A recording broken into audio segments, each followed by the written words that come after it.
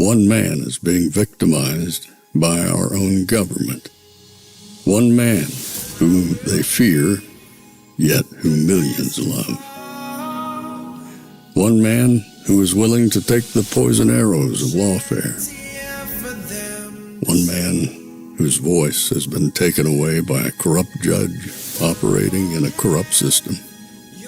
One man who has been ridiculed and insulted. One man who refused to back down. One man who refused to back down. One man who refused to back down. One man who stands between us and them. One man that wants to see America protected again. One man who wants to see America prosper again. One man who understands that a man is a man and a woman is a woman. One man who understands and protects the blessing of life. One man who wants to restore American exceptionalism. One man who once again wants to make America that shining city on a hill for all to see. A place where all the people of the world glowingly set their eyes upon. America. One man who unashamedly wants to make America great again. That one man is Donald Trump.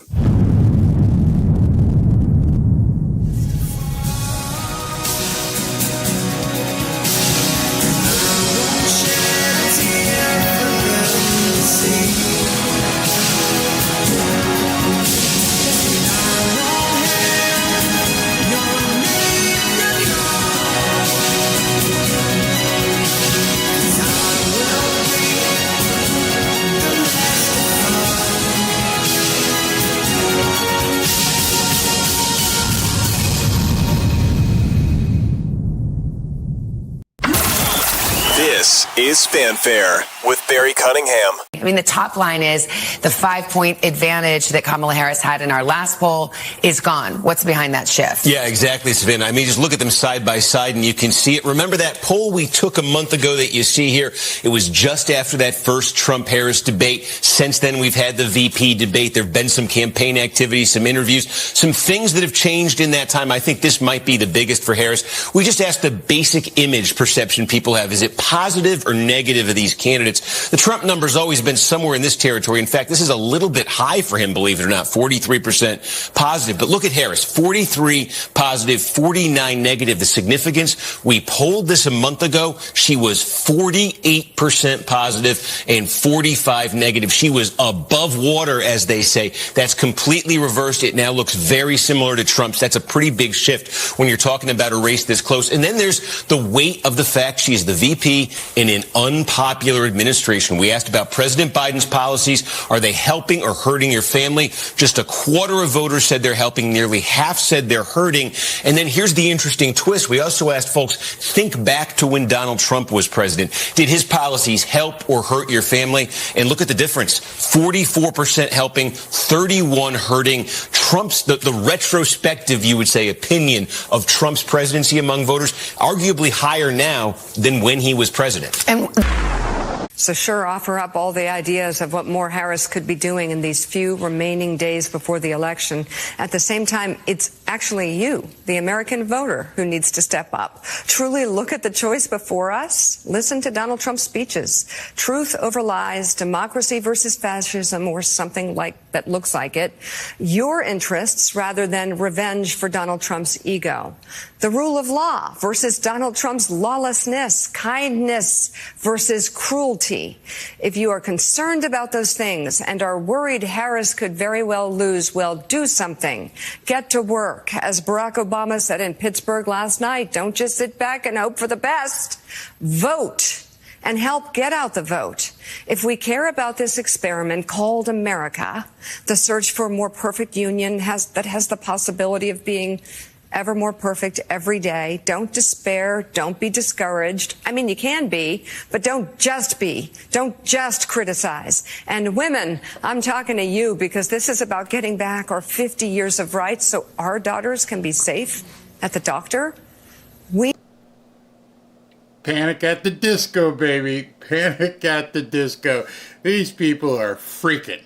It is now setting in. Now it's just widespread pandemonium, hair on fire panic.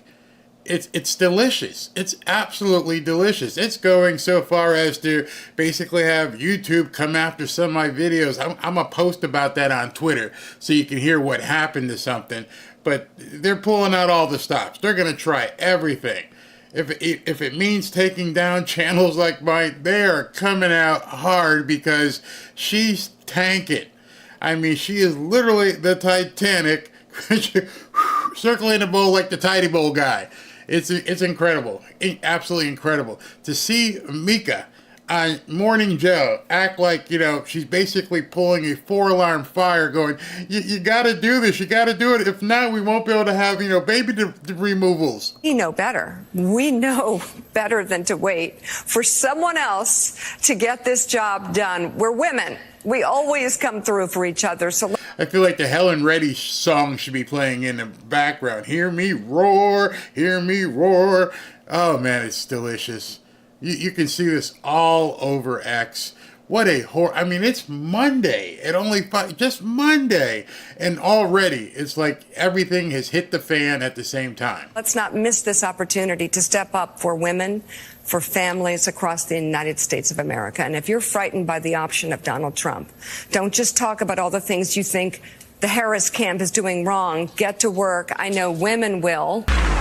You had a case in Georgia not very long ago, didn't you? They made an...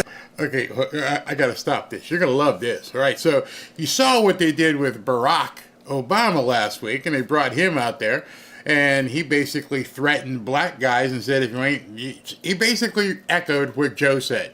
If you ain't voting for Kamala, you ain't black. And unfortunately, this time, people got their eyes open, and they're like, hey, Obama, you can stick that.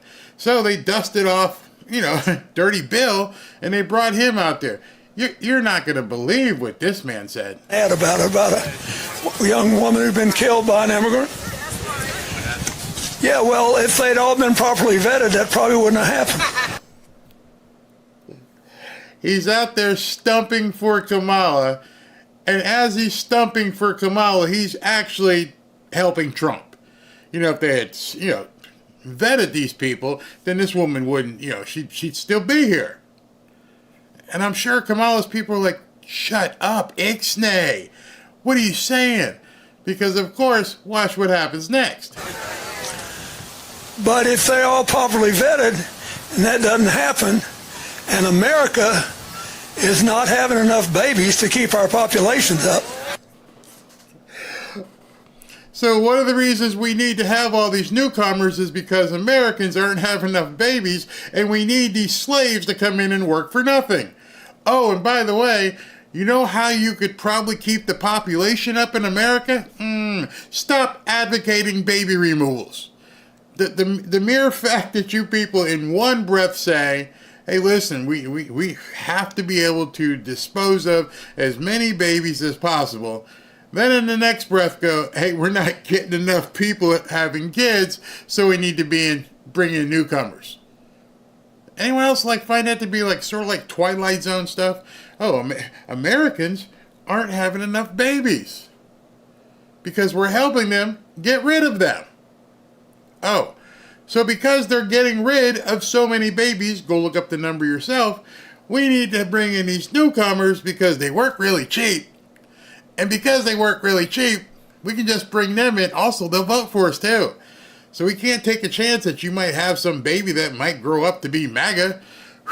So no, we'll just import these people because you're not having enough babies and because we're also disposing of them and we're also doing other stuff with them.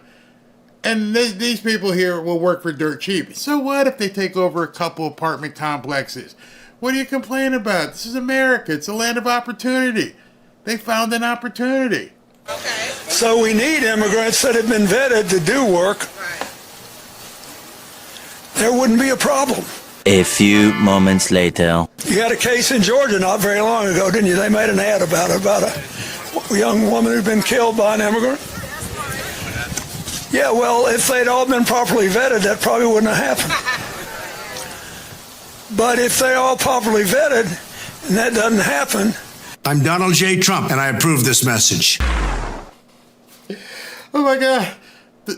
His team must have been drooling. His team must have got up there and said, wait a minute, did he just say what I think he said? And the people in the office were like, yes, sir, he just said that. Oh, you need to make that an ad. What would you like us to do? Nothing. Just tag me at the end. I am Donald J. Trump, and oh yeah, I approve this message. Because this simpleton, who they dusted off to come out here, just said everything I've been saying for the last couple years. Thank you, Bill Clinton. That is running everywhere. Bill Clinton went out and said everything Trump has been saying, everything every one of us have been saying, and he stepped right in it. I could not believe he got that gift. However, that gift was probably only exceeded by this gift, because this woman is an absolute freaking moron. On Columbus Day, with Pennsylvania being one of the, as they say, battleground states, with all of the Italians in Pennsylvania, with all of the Italians in New York, this woman decides to go out and record and release this video on Columbus Day. Who is advising her? It is an honor, of course, to be with you this week as we celebrate Indigenous Peoples Day, as we speak truth about our nation's history. Since 1934, every October, the United States has recognized the voyage of the European explorers who first landed on the shores of the Americas. She couldn't even say his name. She could not say Christopher Columbus with the Nina da Pinta and the Santa Maria. You know, we all learned that. She couldn't even utter this Italian's name. But that is not the maybe Spaniard. Whole story. That has never been the whole story. You see, America, you Americans, you people here, don't understand that your country was founded wrong. You know, this guy didn't discover America. No, she's going to tell you how it really went down. Those explorers ushered in a wave of devastation for tribal nations, perpetrating violence, stealing land. I'm not sure if she's read any history. Maybe she should go back and read. I understand from people her IQ might not be that big. But I've got two things for her. What do you think the so-called indigenous people were doing before the so-called Europeans got here? Yeah, they were wasting each other. I can't even tell you the word in what way they were doing that. The second thing I've got to ask her, and we could probably go all the way back, maybe to Crusades, even back, I don't know, you can go into caveman. The only way, zero, no other way. The only way you planted a flag and became XYZ country, the only way, is that you decided you were going to conquer that country. And when you conquered that country, you stuck your flag in the ground, and as Ricky Gervais used to say, you don't have one of these, do you? And now you all work for me and do what I need to do because we planted our flag. We have conquered you. Go ahead. You know, you always talk about Africa. Tell me which of those African countries that, she likes to herald. Tell me which one of these African countries were sovereign from day one. The land didn't just reappear. Hey, there's a new land. We need some people who live here. Every single country, every single nation became a nation because they went, you know what? I think we could take those guys. I really think, they got better coconuts and, the fishing is really good over there. Oh, and the land is fertile. And they got some hot chicks. So here's what I say we do. I say we have the guys go out with the bows and arrows and tell them, you now work for me. I mean, it's not quite like The Sopranos, but it was like The Sopranos back in the day. You showed up, if you were bigger, stronger, faster, could do different things. The other people waved the white flag and said, you know, you're right. I want to be ruled by you. And she's trying to make America feel like we're different. This isn't how it was here. You should know better. And spreading disease. We must not shy away from this shameful past. And we must shed light on it and do everything we can to address the impact of the past on Native communities today. Well, just exactly how do you want to do that? I know my boys down here got casinos everywhere. They're rolling. They're good. They're really happy. But how are you going to take 200 plus years of American history and go, you know what, you were wrong. Now we need to pay those guys reparations. Everybody get in line. Everybody get a check. You want some? You want some? You want some. Okay. Everybody get some. This is a woman who is running to be the president of the United States and telling the world 2 weeks before an election that this country, we did some stuff and we can't have it that way. And by the way, you Italians, I'm sorry. I know you used to recognize this as Columbus Day. No, it's not that anymore because you people were vile and what you did was wrong. So no, it's no longer Columbus Day. It's Indigenous People Day. What are the Italians supposed to do? As far as I know, a lot of people had the day off up north, and it was, because of Columbus Day. Nobody's walking around going, hey, did you know it was Indigenous People Day today? No, I did not know that, Fred. I almost feel like she's intentionally losing this election. Because the moves she's making and the people around her are making are complete idiots.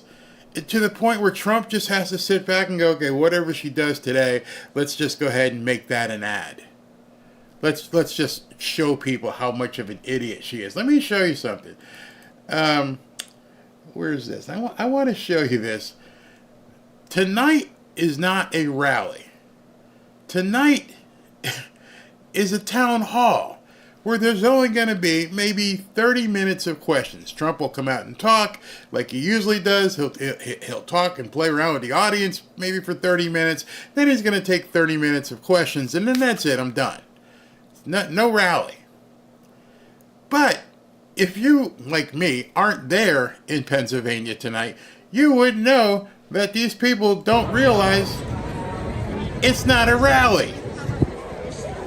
That is who showed up to go to a town hall meeting. That is the crowd that met Donald Trump today to go to a town hall meeting. Not a rally. Just to be there to get a glimpse of this man. It's insane. Hey guys, you realize this is an auditorium because what he's really going to be doing is just talking to a few people. He's not really, doing his normal speech. We don't care we're there. Also, if you didn't know, Oaks, Pennsylvania is about half an hour outside of Philadelphia. So it's right there. Right there. I mean, just crazy right there. Things are moving so fast that they can't keep up with them. So much so that, let me show you some more circling the bowl activity, because right at this point, all they have is lies. So listen to this one. Out there, I really have enjoyed it. But that aside, we got to talk about what's happening right now. So I just showed a clip from Harris. It was pretty tough what she said yesterday. You've said you want to see more of that or things like that. What do you think of what she said, and what do you want to see more of? I liked it a lot. Just think of what we learned in the last 48 hours. We had General Flynn say that the gates of hell are going to rain on Trump's enemies when he wins. We had General Milley say that he's a fascist to his core. We heard Trump on Fox this morning said he was going to use the military to round up his political enemies. Lie, lie, and lie. At this point, they've resorted to just full-on lies, just say whatever they have to say to brainwash. Forget the left. At this point, I've mentioned to you many a times, you're 20 days away. Your respective camps are baked in. People are going to vote for Trump, they're in. People are going to vote for Kamala, they're in. You've got to convince the people who just, that small group of people who at this point have taken their time and they're not really sure what they want to do. It's very small. And you're telling all these people, this very small group, lies.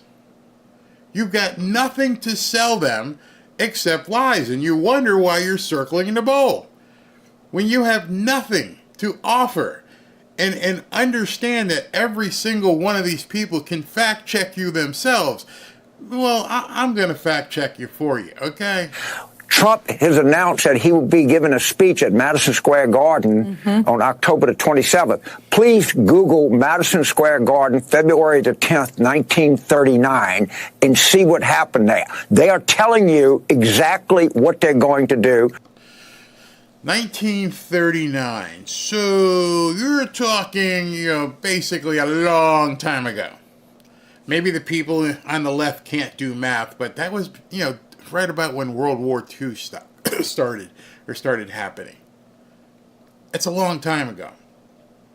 A very, very, very long time ago. Nearing 100 years ago. Back when that guy with the funny mustache named Adolf was doing things. And James Carville reached back into history and said, they were talking about that stuff in New York back then. What? How much of a brain-dead moron do you have to be to tie that together? They're telling you we're going to institute a fascist regime, and the press and all the Alan Dershowitz wannabes out there, but James, she should have gone to the Al Smith dinner, really. She doesn't do enough long-form interviews. This is on a national television broadcast. They brought this guy out there, and she's in Peppermint Patty's just like, Chuck. Now, I'm so sick of these people. The entire Constitution is in jeopardy. The Supreme Court and Clarence Thomas have totally green-lighted the idea that you could use the military to round up your political enemies. And the whole, I am... They sound worried, don't they? They sound completely freaked out. Fair and more truth-telling than anybody else because it's making a giant fool of itself right now. We love the truth-telling. Listen, I don't think... On an embassy set, Peppermint Patty just went, we love truth-telling.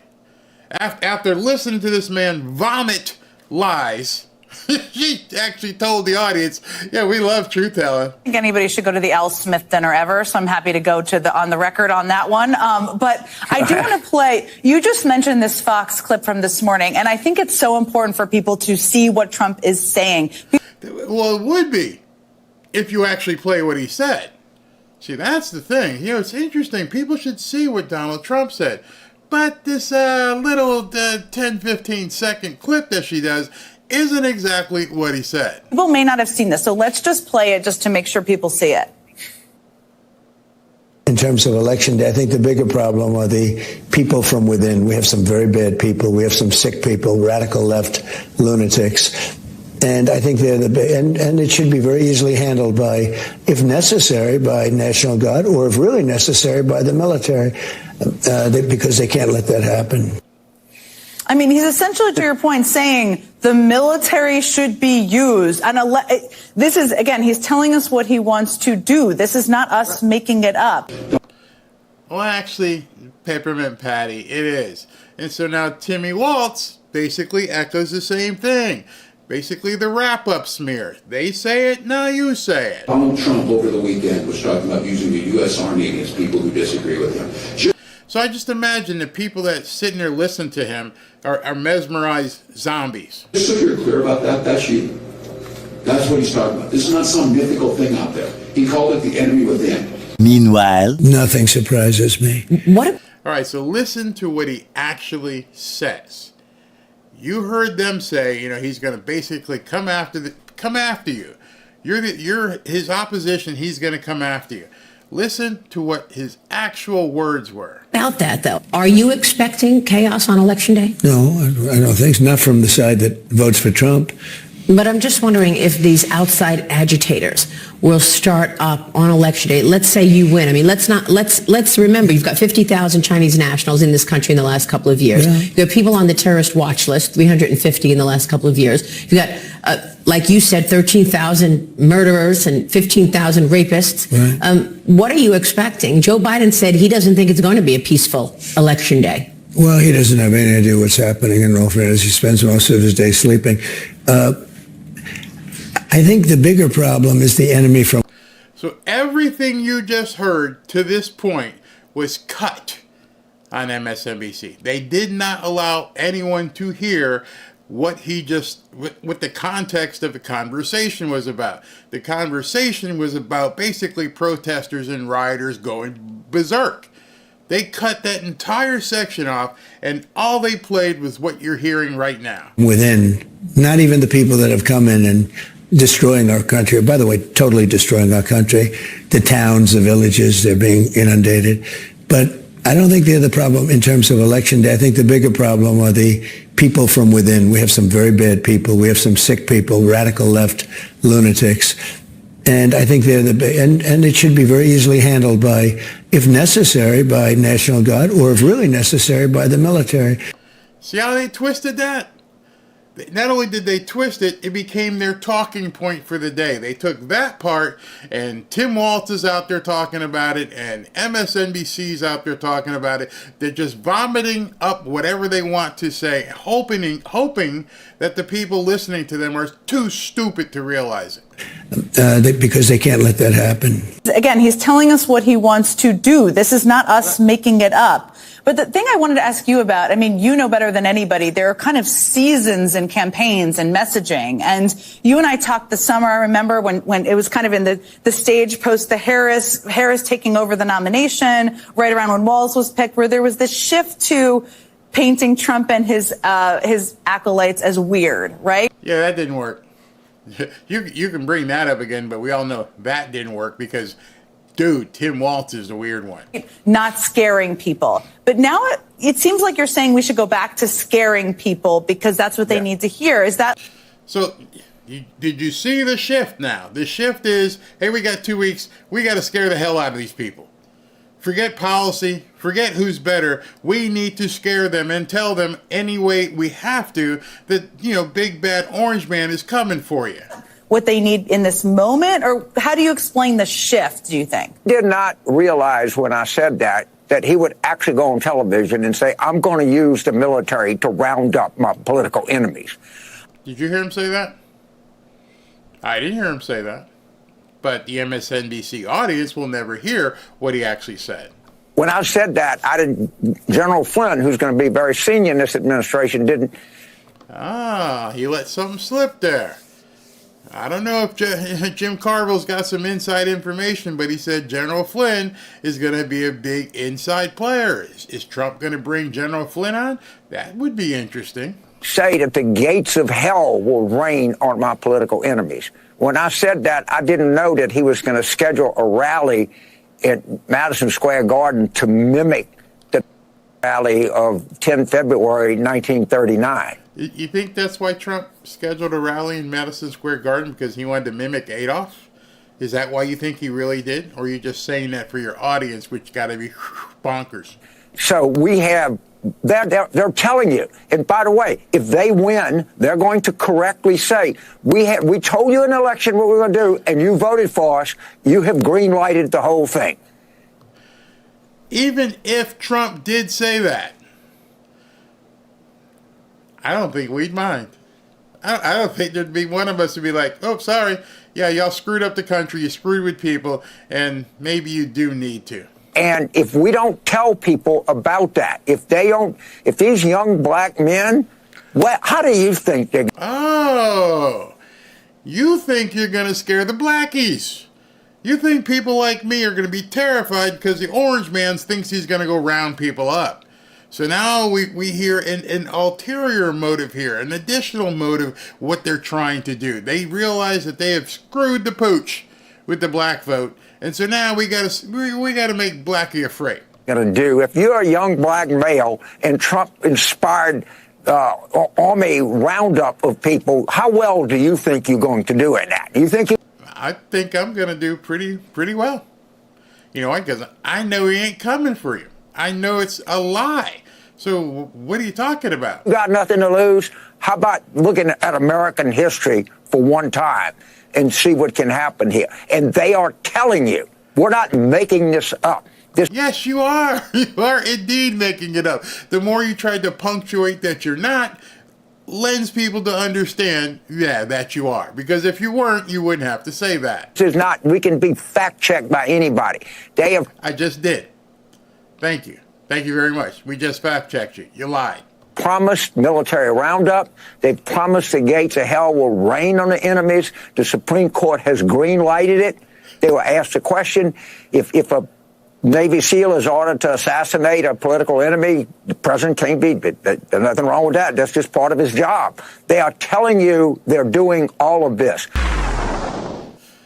If you didn't see that, you wouldn't believe I said it. And on top of that, their candidate is actually out there saying this crap. The danger of Donald Trump. What's going on in terms with the of volume? somebody who I guess that has volume said that didn't they work. would Anyway, weaponize the let me go Department back of to here. Justice against. She went out there and said he wants to throw everybody in jail. And people are like, really? He wants to throw everybody in jail? Yeah. It just goes on and on and on with these people. It's just a lie after lie after lie. And I don't even understand why they're doing it. And they're getting even more desperate. Even more desperate at this point. This is Christian Welker. To the point where they're trying to dig into the most, I don't know, insignificant of things and make it a big deal. Listen, this is when you see this, you have to realize you're watching a news anchor. But you're gonna be confused because it comes across as not a news anchor, but a Kamala advocate. Listen to this. Speaker, That's what people are going to vote on. Just to be very clear, he hasn't released all of his medical records. He released 2 letters. Should he release the results of the cognitive test? It's unnecessary. He's on display every minute. So it's unnecessary. You concede that he didn't release his medical. What am I conceding? You're supposed to be a reporter. Wait, this isn't a battle. Medical records you don't want to know. Look at her face. She can't take it. We got to do something. Know things like his cholesterol level, whether he's dealing with any issue that we may not know about, if he's going to be commander-in-chief. And he also said he would release cognitive tests. Listen to your question. Should he release that? The American people, Kristen, the American people don't care about the cholesterol level of Donald Trump. That's how far they're reaching. They are reaching to that level. To say, what's his cholesterol level? Is he eating bacon? Oh my God, is he eating bacon? Does he need to lose weight? Is he fat? Oh my God, we need to do something. They care about the cost of living and the fact they cannot pay for groceries because Kamala Harris and Joe Biden's policies have put them in that situation. The medical records are irrelevant. Let's talk about things that the American people... They can't. They don't want to talk about anything that the American people want to talk about. They are getting extremely desperate.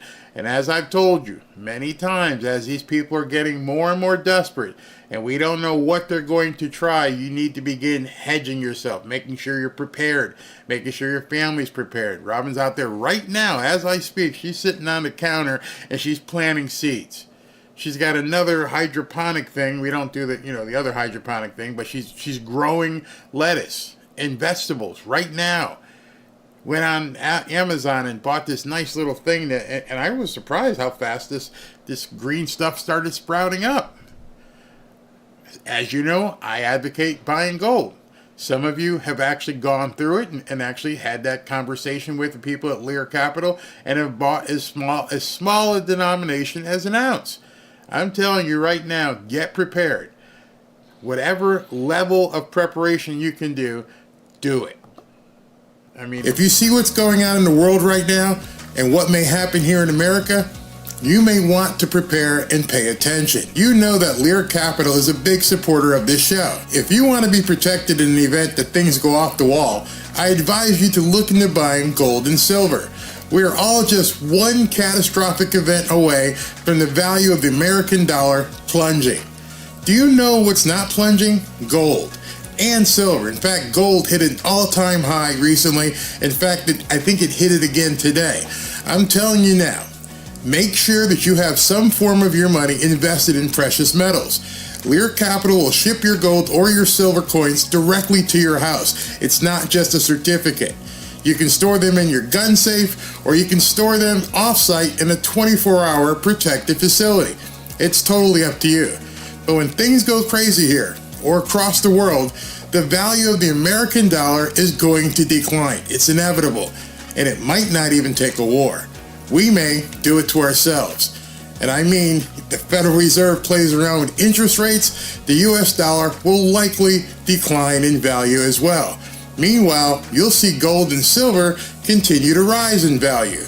If you call Lear Capital, they will take the time to educate you and answer all of your questions about gold and silver. Just give them a call at 800-601-5430 or go to Learberry, that's me, Learberry.com, to download your free de-dollarization report. You should know that Lear Capital is an American company. If you call them today, you'll be speaking with people right here in the United States. Now is the time to take action. Don't wait until after the election. That could be too late. We all want Trump to be elected. But if he isn't, or if they find a way to steal it, you'd better be prepared. Call 800-601-5430 or go to Learberry.com. And when you call, ask them how you can get up to $15,000 in bonus gold with a qualifying purchase. There's absolutely no obligation to buy anything.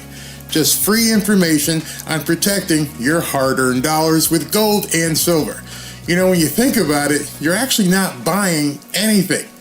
You're simply going to be exchanging dollars for gold, moving currency. Give them a call today. Tell them Barry sent you. All right. It is 6:08. I timed it perfectly.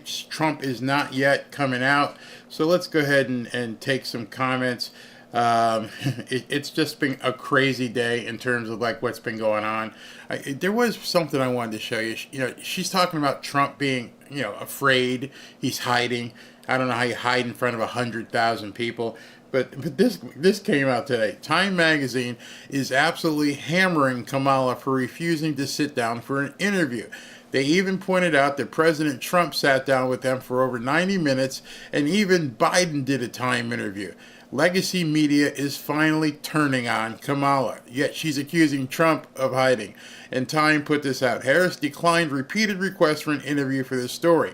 In contrast, Trump talked about his policy vision with the Time reporter for 90 minutes across 2 interviews. Biden spoke to Time at similar length before dropping out of the race. And somehow, somewhere, she thought it was some sort of good strategy to say, Trump's out there hiding. What's he afraid of? What I'm telling you today, as of 6 o'clock right now, this thing is circling the bowl. It is really circling the bowl. Trump is just ramping up his activities. I mean, he's got this tonight. He's got another one tomorrow night. Next day would be Wednesday. He's got a town hall with women only broadcast on Fox with Harris Faulkner. So he does have an event on Wednesday. I'm not sure if he's going to do anything after that, but it's just one after the other. And they're substantive. So tonight he's going to be talking to these people and taking questions from what the studio audience here in Oaks, Pennsylvania. She can't do that. And then I believe he's got his rescheduled Univision town hall. That I believe is also Wednesday evening. So yeah. How many rallies has Trump had? I can't even tell you. But tonight's not supposed to be a rally. Tonight is a town hall. So it is what it is. Time magazine put Madam President on its cover 2016. Lots of tree birding for that. Yeah. Early voting in Tennessee starts in 2 days. Okay. Democrat crime mob are capable of stealing absolutely anything. how sad is that? We know it's coming. We know it's coming. We just have to just make it, as he says, too big to rigged. We got to do it that way. I can't see how she has supporters. Why would any sane person vote for her? I've asked that quite a bit. I never seem to be able to get an answer to that question. It doesn't make any sense whatsoever why anybody would want to be taxed even more. I'm seeing Secret Service coming out in full force and standing around the stage, so Donald Trump should be taking the stage any second now. Those of you who haven't joined our private forum, get in there. There's a ton of content. We're doing so much. I'm looking at the poll. Only 50% of you join, which tells me if there's 8,000 people watching right now, or how many people have participated in this poll, 1,963. So 2,000 people, or 1,000 rather, half of that, haven't joined our forum. The rest of you guys, get in there. Come on in. We'd love to have you. Let me get back to the comments here. The Bible says, forsaking the truth for lies. It's about the end days. Kamala is doing an interview on Fox News tomorrow. On Wednesday, rather, with Bret Baier. Careful. I don't trust Bret Baier. I know he was anti-Trump, and as long as Paul Ryan is still on the board there, I don't trust Fox News. Just don't trust them. They say they're not going to edit it, but why are you doing it pre-recorded, man? Your show every single night at 6:30 is live. Why not have her on live? Why do you have to pre-record it? This man is about to take questions from thousands of people. I think maybe 20 people are on stage. They're going to take the questions, but why he's going to do it live? Why don't you do it live, Kamala? Yeah, people who only watch mainstream news are brain dead. I got to post something in the forum tonight that you guys will see. It'll blow you away. But the guys upstairs decided they were going to take one of my videos away because I spoke about something that they don't want me speaking about, even though it's American history. There's no conspiracy to it. There's no promoting of violence.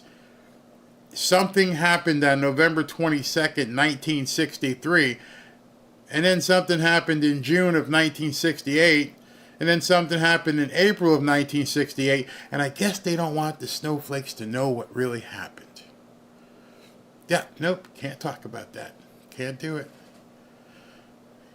I'm pretty sure by next year we won't be able to tell people what happened on July 13th. You know, if it doesn't fit the narrative, you have to be very careful. You have to be very careful here. Don't trust Fox News or the RSBN, my source. I just don't trust. I mean, think about it. Why would she have agreed to it? She's got to know if it was a real interview, she would be walking into a buzzsaw. So, if I agree to it, that means I must have been given some reassurances that I'm not walking into a buzzsaw. What's Bret Baier going to ask her? What color's her hair? I mean, seriously, what? If you ask her any substantive question, you're going to get the word salad and pablum. Everybody knows it at this point. So I don't know what she can possibly do. It looks like the stage has 1, 2, 3, 4, 8, about 12 or 15 people on stage that will be involved in asking questions. So I think those are the questions.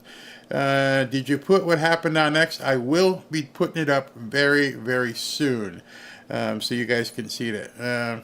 Let's see here. Why Bret Baier? Can't answer that question. Well, Tucker's not there. And she definitely ain't going to sit with Gutfeld, and she definitely ain't going to sit with Jesse Waters. She definitely ain't going to sit with Laura Ingraham, going through everybody in my mind. So I guess she might have felt that Bret Baier was the safest for her to go to. I don't know.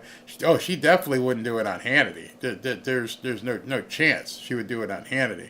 So she's going to do it on Fox with Bret Baier.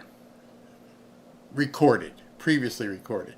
And he's like, there's going to be no editing except for time. Well, what if during that time you need to squeeze something in, you cut something that we'd really like to see? How about that? Yeah, I don't know.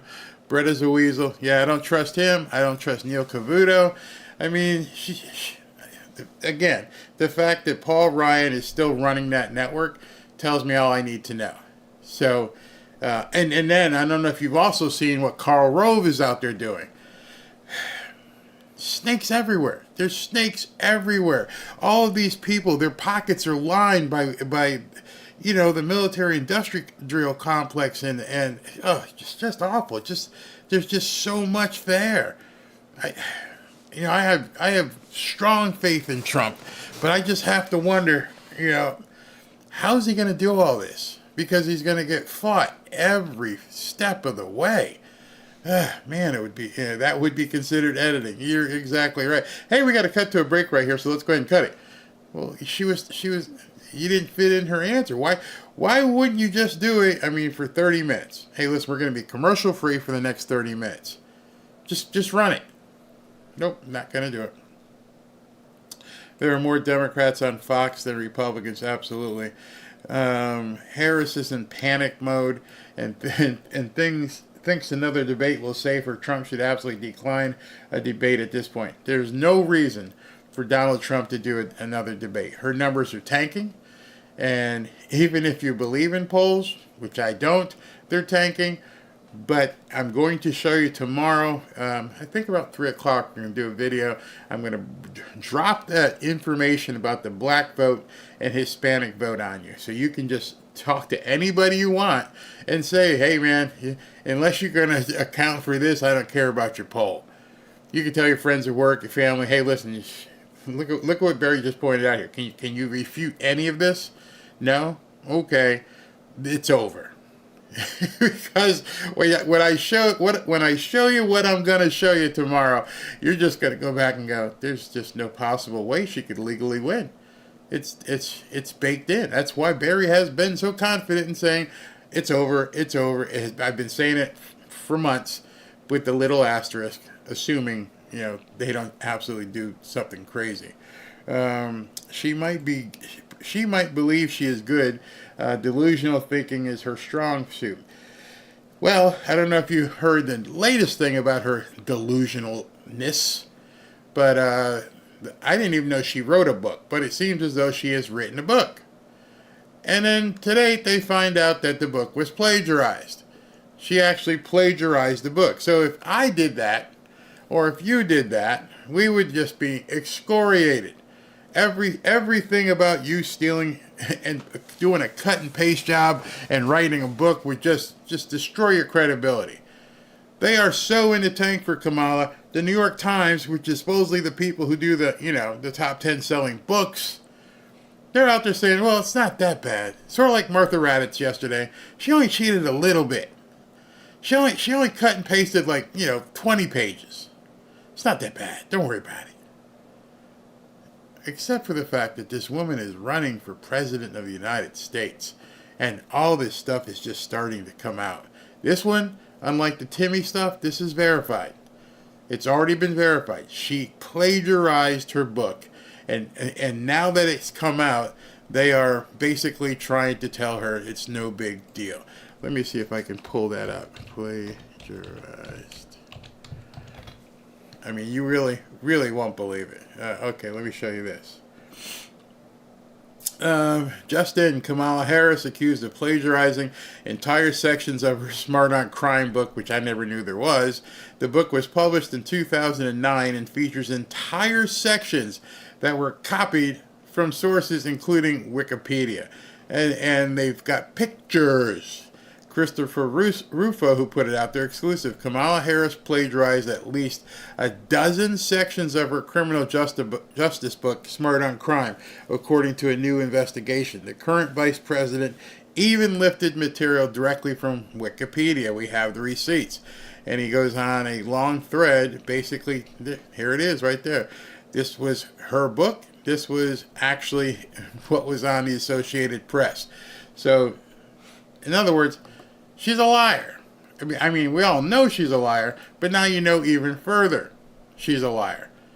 In print, we now have a proof that this woman plagiarized her book. It's unbelievable, absolutely unbelievable that she would do something like this. Remember, Joe Biden did the same thing, and look where he ended up. Nobody cared.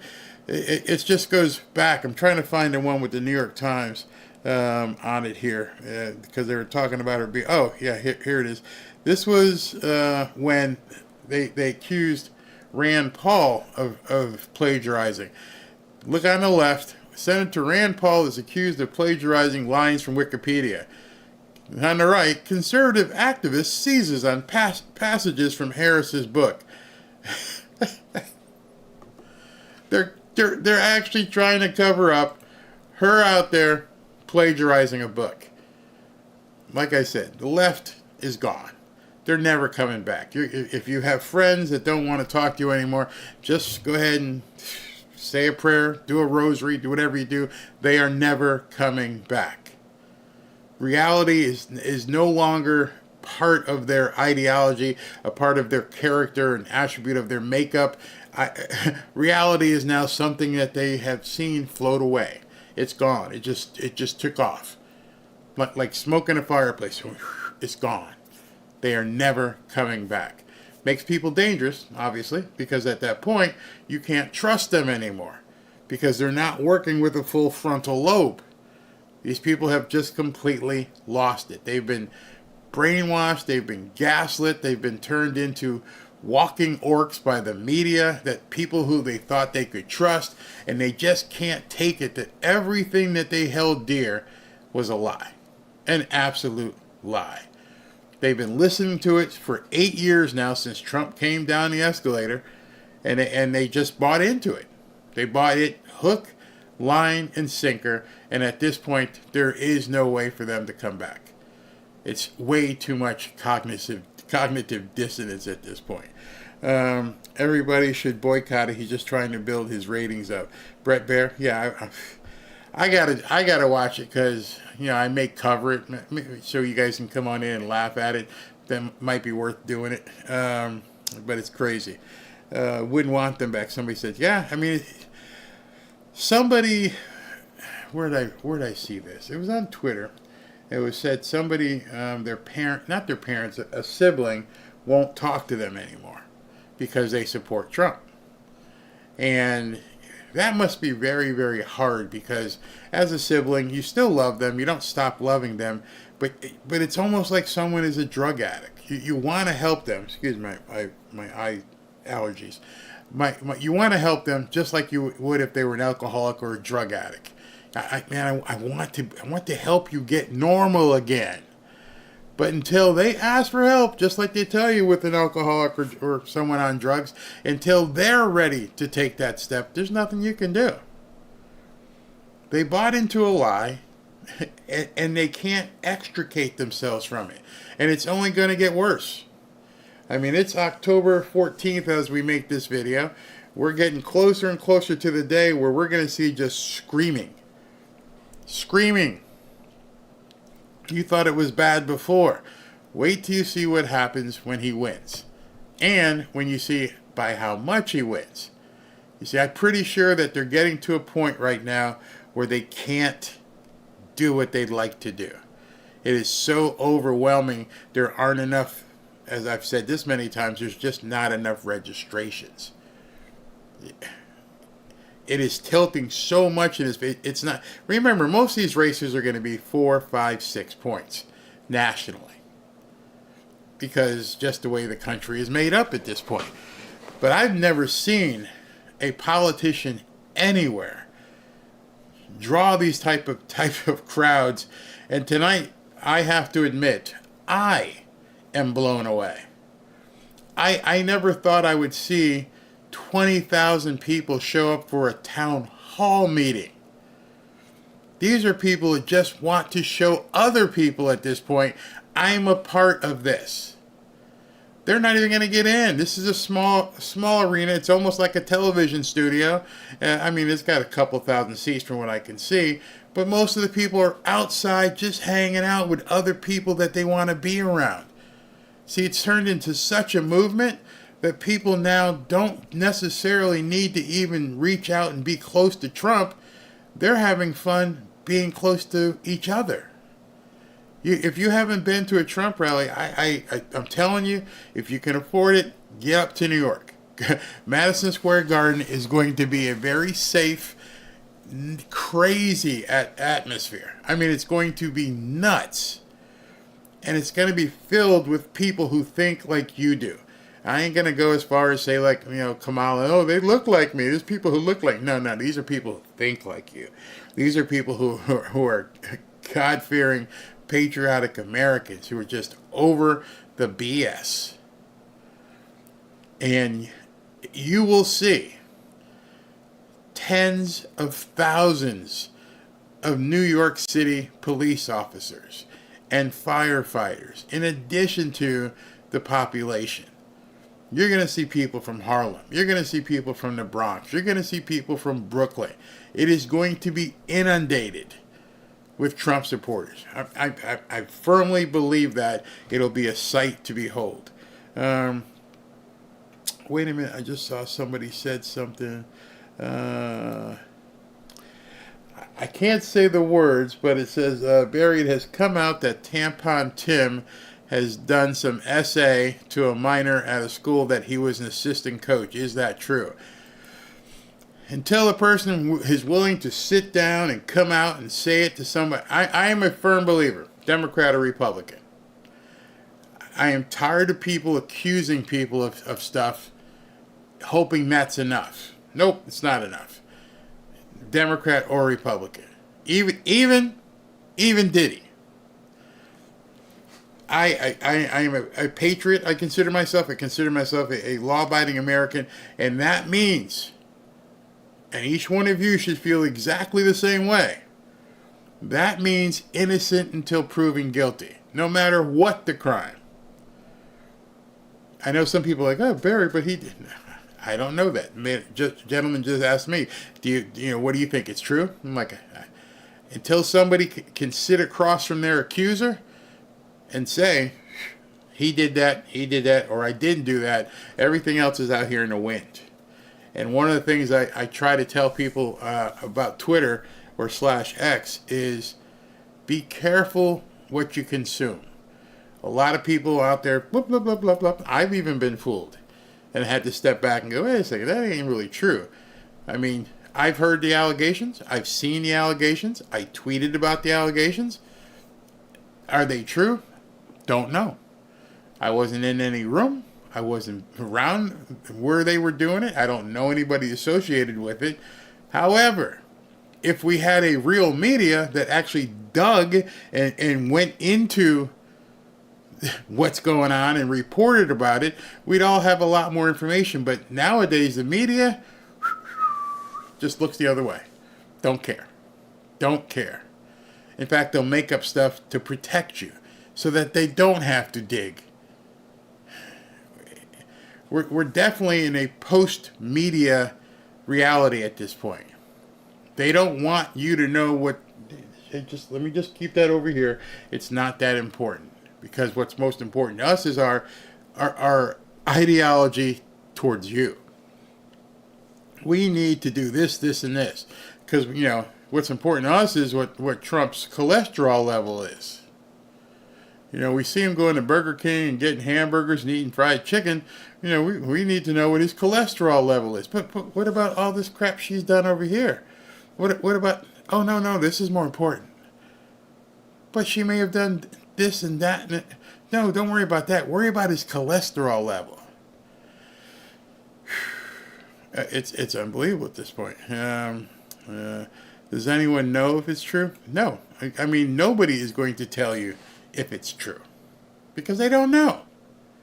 We all have seen the stuff. We have read the stuff, but we don't know if it was, created. And I'll give you my opinion. My opinion is, forget vice president. If this man has even come close to doing something like that, not only should he not be vice president, but he should be put someplace and, let the boys take care of it from there. I got no patience for that. Like I said, we've talked about the movie here, Sound of Freedom for some time, and To me, the worst of crimes is putting your hands on a child. And then right behind that, a woman as well. What do I think? We've been talking about the Brett Baier interview. I'm cautious. We'll watch it, and I may broadcast it so we can look at it ourselves. But if he doesn't come hard with some questions, then we know it was just fluff. It'll mean nothing. And if he does come hard with some questions, it may be the white flag. She's done. I feel personally she's done already. I think a lot of other people need to get to that conclusion. And if she goes on Brett Baier's show, yeah, she might actually end it herself at that point. Like a Harry Carey type of interview. What's she going to do? Take it? I mean, it could be completely off. I mean, what? Put it this way. What question would you ask her if you were Brett Baier? Yes, I like to see some of you guys. What question would you ask her if you were Brett Baier? I would ask her a couple questions. I know she would never, ever, even if she was capable of answering, she'd never answer it. Let's see what you guys got. I'm hearing the guy supposedly was set up that tried the third assassination attempt. Don't know. Seeing that stuff too. It's out there. Everything is out there at this point. The Democrats are calling Trump supporters, the N-word. They are truly despicable. They're trying everything, guys. Just keep your head about you, go about your business, and keep your head on a swivel, watch your back. Definitely got to do that. Where's this one? I remember going to Tea Party rallies. Then in 2020, they turned on Trump as well. Fox are a bunch of hacks, except for a couple. Yeah, I believe that. Please don't give up. It's going to be pre-taped. He's a Democrat at heart. This could be the downfall of her. I would just simply ask her very, very easily. I would have one question. I'm going to go, Miss Harris, you've got 30 minutes to answer this in detail. And I would just bring out, it would be very simple. I would bring out Trump's chart.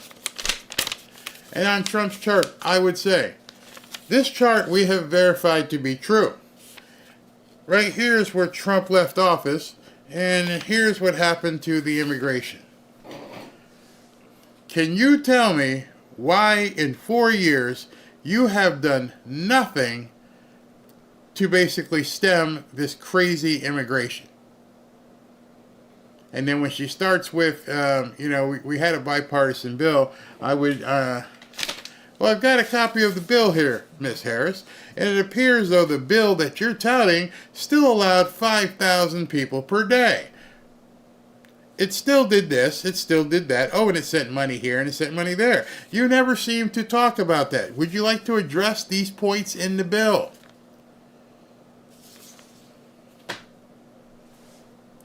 Waiting. What are you going to say at that point?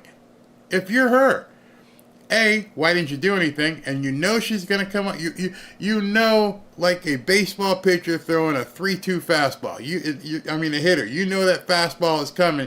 You better be ready to hit it. And so at that point, here she comes out with it. Well, Brett, we had a bipartisan legislation that was going to stem, everything from the border. And Donald Trump told people that they shouldn't sign it.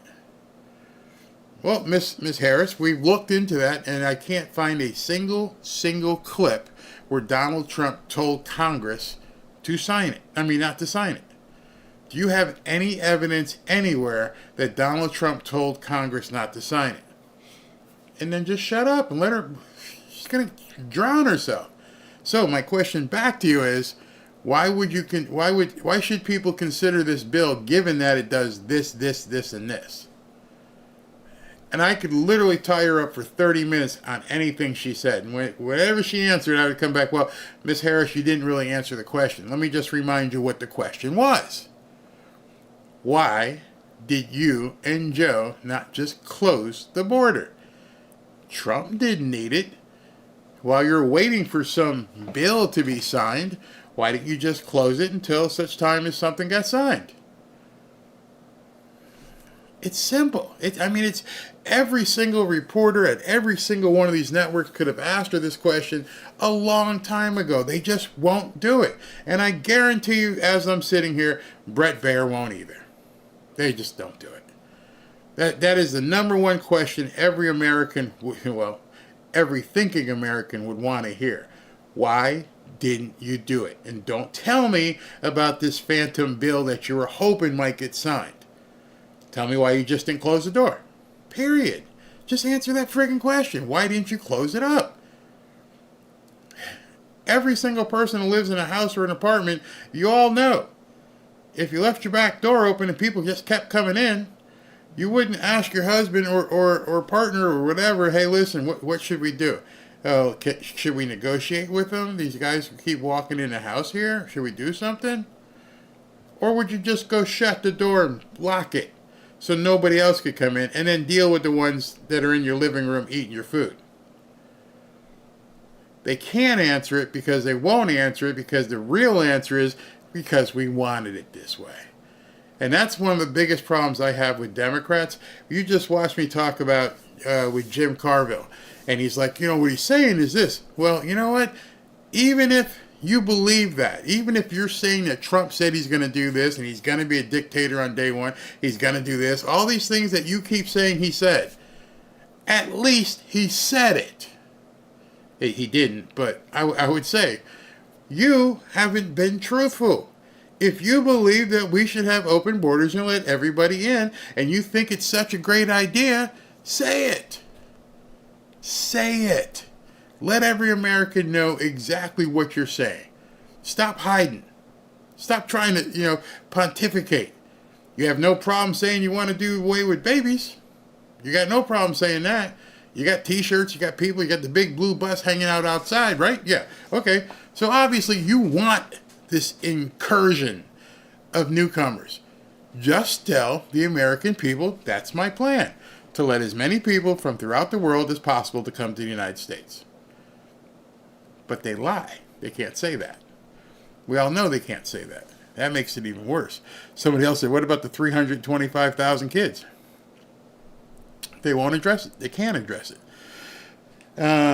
Why did she, that's a good question. Why did she continuously say Dementia Joe was fit for office? Did you not? That's a great question, because you're running to be the president of the United States. So we want somebody who we think has great cognition, who can look at things and work accordingly. Hey, I see this scenario out in Ukraine. I see this scenario out in Gaza. Here's what I would do to fix it. So in order for you to have that cognition, that cognitive ability, you're trying to sell us that you have that. Did you not have the cognitive ability to see this man walking around a drool cup for 3.5 years? Did you not have that? No? Because that tells us about, one, your cognitive ability, and also, two, it tells us about your judgment. So you really thought this man was at the top of his game the entire time you were the vice president. Is that what you're trying to tell Americans right now? But that question will never get answered. Never get answered. Do you really intend on taxing unrealized capital gains? How's that going to work? If somebody owns a bit, I don't have to go over that with you. You guys understand fully. She's crazy about that. Let's see, very, very. Yeah, somebody school me. Tell me I'm wrong. Easy questions. I don't want to know why she won't close. I don't know. I don't want to know why she won't close the border. I want to know why they opened it in the first place. Ooh, I didn't even think about that. That is a fantastic question. Then you avoid Nancy, that's a great question. See, when you ask it my way, you open the door for her to say about the partisan bill and everything else. If asking it your way is what reporters should be saying. Show the chart. When Trump was in office, here was the chart. That big, beautiful chart that he got to sleep with. Why did you decide right here, when that number was basically at the bottom, Why did you decide to undo all of his executive orders without having a plan in place and just say, never mind, come on in? Because at that point, the bill wasn't there either, so you can't say the bill. So tell us why you opened it. Oh, I love that question so much. That is a fantastic question. Fantastic. Challenge her not to use a teleprompter. She can't. She can't use a teleprompter. There's no way she could use a teleprompter. Barry, I'm sure there are millions of senior citizens that can't afford to be prepared. What are they to do? I wish I had the answer there, because it goes back to what we saw happen in the hurricane in North Carolina, that there are some people up there who are extremely self-sufficient. They know how to hunt. They know how to fish.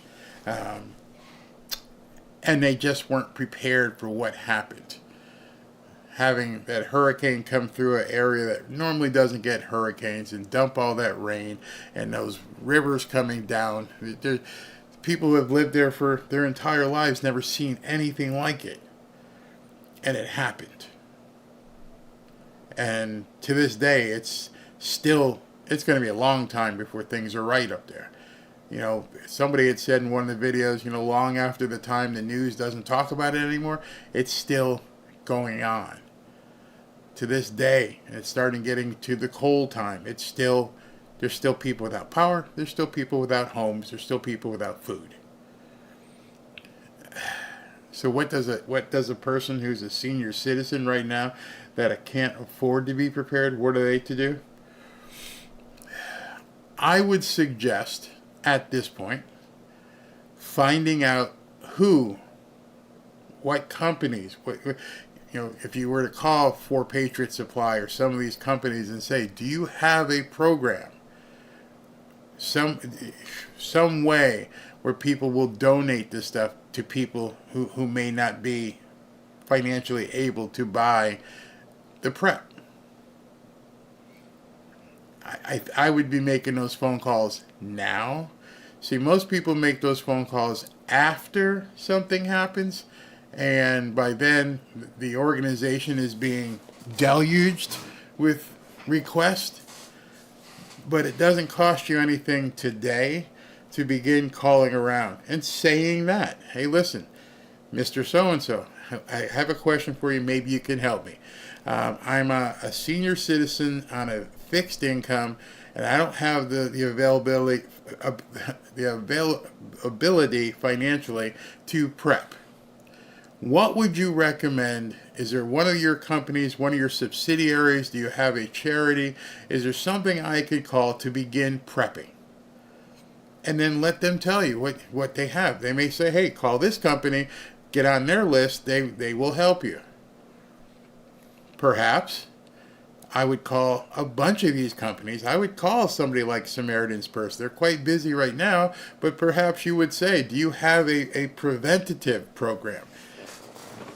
You know, this stuff isn't, if you think about it in advance, you don't have to wait and then spend like $700. If you could afford $10, $20, get some stuff now. Buy a little bit as you go. I mean, if I were in that position, if I was a senior getting close to it, and I didn't have the finances to prep the way I should prep, here's what I would do myself. I would make sure that I had Kraft macaroni and cheese in a box.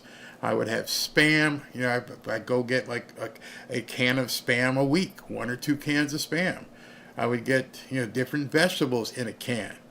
I would get spaghetti, macaroni in a box, and all these kind of things. Well, Barry, what do you do when everything happens? Well, I would also make sure I had, propane.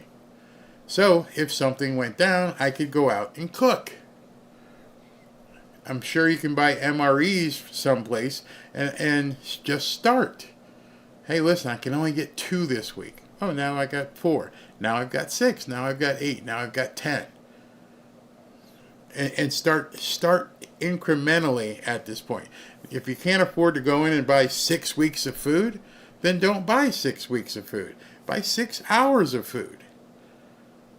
But I would go through, I'm in my mind, I'm going down a grocery store and I'm like, I could buy pasta in a box. I can buy a shitload of pasta. I can buy Spam. I can buy, what's that kind of, it's a soup thing with the noodles there. What's it? Ramen. I'd buy a bunch of ramen. I would, as my wife's doing, start planting stuff. Doesn't cost you anything. Get the seeds, start planting stuff. Be ready. You know, it doesn't take a lot. Like I said, propane, and even if a small grill, if you got some charcoal, be ready in case the power goes out and you're like, okay, what do I do now? Well, I can pop open a can of that Spam, slice it up, throw it on the grill, stir up some ramen, and I got a nice meal. I've got some Spam and ramen. I'm good. Just like that. Those of you who were at the college, a lot of your survival skills that you could use now, you probably went through in college. I remember when I was in college, we had a guy in our fraternity who was proud of the fact that he could eat for $5 a week. And we used to say, Gary, what the hell are you doing? He goes, okay, here what I'm going to do. I can get, like, back then, he was like, I can get six boxes of pasta, all different kinds, bow ties and everything else.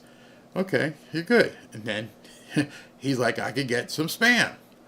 All right. And then he's going to get some of this and some of that.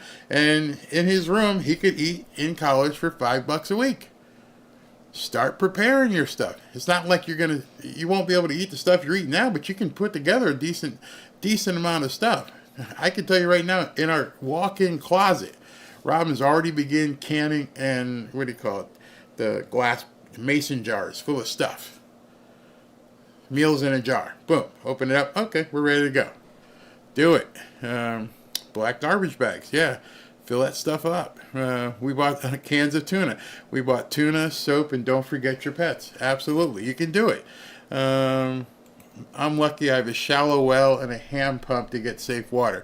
You can buy 5-gallon jugs if you don't. I got some ramen noodles put back. What's that mean? Okay. Oh, here's a good one. Somebody said, I love what you guys are saying here. Peanut butter and honey are also good to have on hand. Man, you can buy yourself a bunch of Ritz crackers and saltines and some peanut butter and honey, and you're going to eat. You can do it. I'm here to encourage you. Do what you need to do. I see people cheering, so it looks like we have a speaker coming up. Might be, I don't know, this might be the moderator. It looks like it's Christy Nome. Not sure who this is. Let's see who it is. Yeah, I'm pretty sure it's Christy Nome. I didn't know she was so diminutive, but she's making her way to the stage.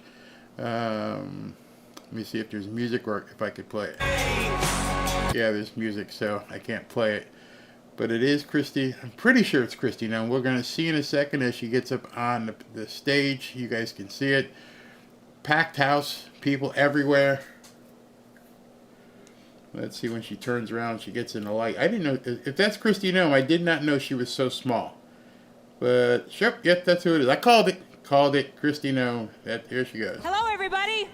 Are you ready for President Donald J. Trump? Yes. We are so excited about tonight. And listen, I'm so excited to be here. I am the governor of the great state of South Dakota, but I'm going to tell you one thing. Pennsylvania rocks. You all are showing up and showing America how we're going to make America great again, aren't you? Listen, I love the fact that in my state we uphold the Constitution. In fact, our state motto is under God, the people rule. But it's so fantastic to be here in the city where the Constitution was actually written, right? And I know that you all embrace being the city of brotherly love, but I'm going to get real with you right here. Kamala Harris sucks, right? She sucks. And listen, if there's one thing that I've learned since being governor, is that leadership has consequences, that it matters who's in charge, and it impacts every single family, every single business in the state when you have the right person in the White House and the wrong person in the White House.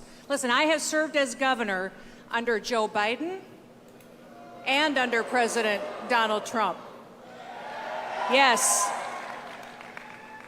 And when President Trump was in the White House, I got to get up every single day and be on offense. I got to go out there and solve problems for my people. I got to be aggressive and help them grow their incomes. In fact, in South Dakota, we have the fastest growing incomes in the entire country. We have the lowest unemployment rate in the country. During COVID, we were the only state in the country that never once shut down a single business. We never mandated anything. In fact, I didn't even define what an essential business was because I don't believe that the government has the ability or the authority to tell you that your business isn't essential. We were the only state to never take the elevated unemployment benefits because I said, listen, Mr. President, our people want to work. And they did. They went to work every single day. And listen, we broke the national record for the lowest unemployment rate in the history of the United States of America because people in South Dakota understand we were created to serve each other. In our state, we banned China from owning our land.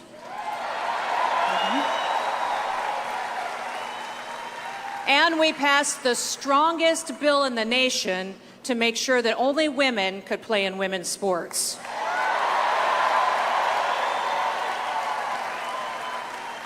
And when President Trump gets back in the White House, he is going to make sure that we don't have mediocre men taking away opportunities from our exceptional women.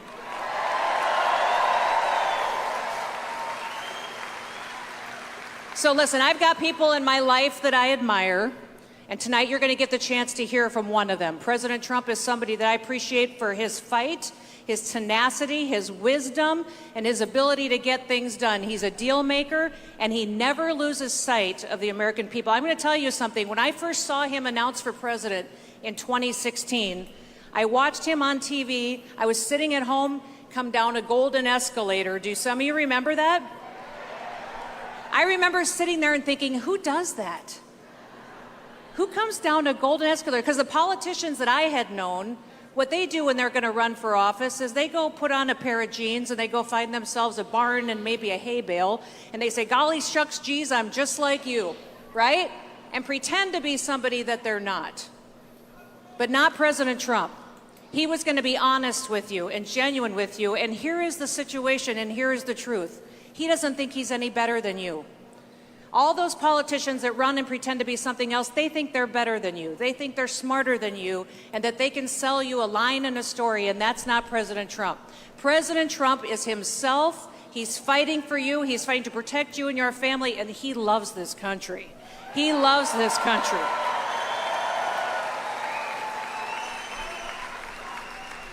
People ask me, we love Trump. We love Trump. We love Trump. We love Trump. He's listening to you right now. He's listening to you, and he hears you. And he hears you. Listen, everybody, let's get right to it. Please welcome the 45th President and the 47th President of the United States, Donald John Trump. All right, everybody. As you know, have to cut that music as he's walking out. As soon as he gets on stage, we will go ahead and you won't miss a single word. Love that the Secret Service is so tight on him. 1, 2, 3, 4, 5, 6, 7, 8 guys in formation surrounding this guy. Big guys, too. No little guys. No women. Man, they pray over this guy. Pray over him. Wow, absolutely wow. So anyway, somebody asked, what's my handle on X? You just posted it. It's Barry Cunningham. It's that simple. Barry Cunningham. Stock up on red pills. Yeah, the red pills. That'll get you through. Absolutely. I ate a baked potato every day during one semester of college. Yeah, people did some good. Matter of fact, let me just tell you that I love that you are helping that woman who asked about what to eat. That is so phenomenal that you guys, because I'm looking at some of your ideas and I'm like, wow. I mean, like this one here. Make sure you get some baby wipes and bathroom wipes as well for body cleansing if necessary. I didn't even think about that. By cases of MREs, just you can do it. You can do it. Everybody can do it. So just waiting for Trump to get to the podium and grab his seat. And hope they got a good seat for him. Remember the last town hall when he was with Anna Paulina Luna, the seats were horrible, but these look like really comfortable seats. Looks to be in his element, so we'll see what happens. Somebody said, hell yeah, we're taking fried muskrat. Oh man, that's funny. Oh yeah, that security was just the one we could see. Absolutely. Yep. Tommy, how you doing? That is my handle right there. So if you guys want to follow me, go ahead. I'll put up the information, and I'm sure a bunch of people will talk about the private group as well. All right, people. I think the music is done. Let's get to the main event.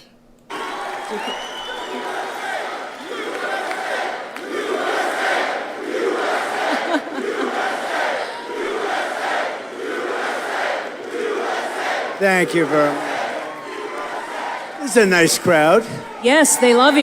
Give me a sound check, everybody. Let me know the sound is okay. You know why? It's because they recognize, sir, that you're the one who fights for them. You're the one who protects them. And you know what else? They fight for themselves, and they've been fighting for a long time, and we're going to make your fight easier. It's very important. We're going to make it easier.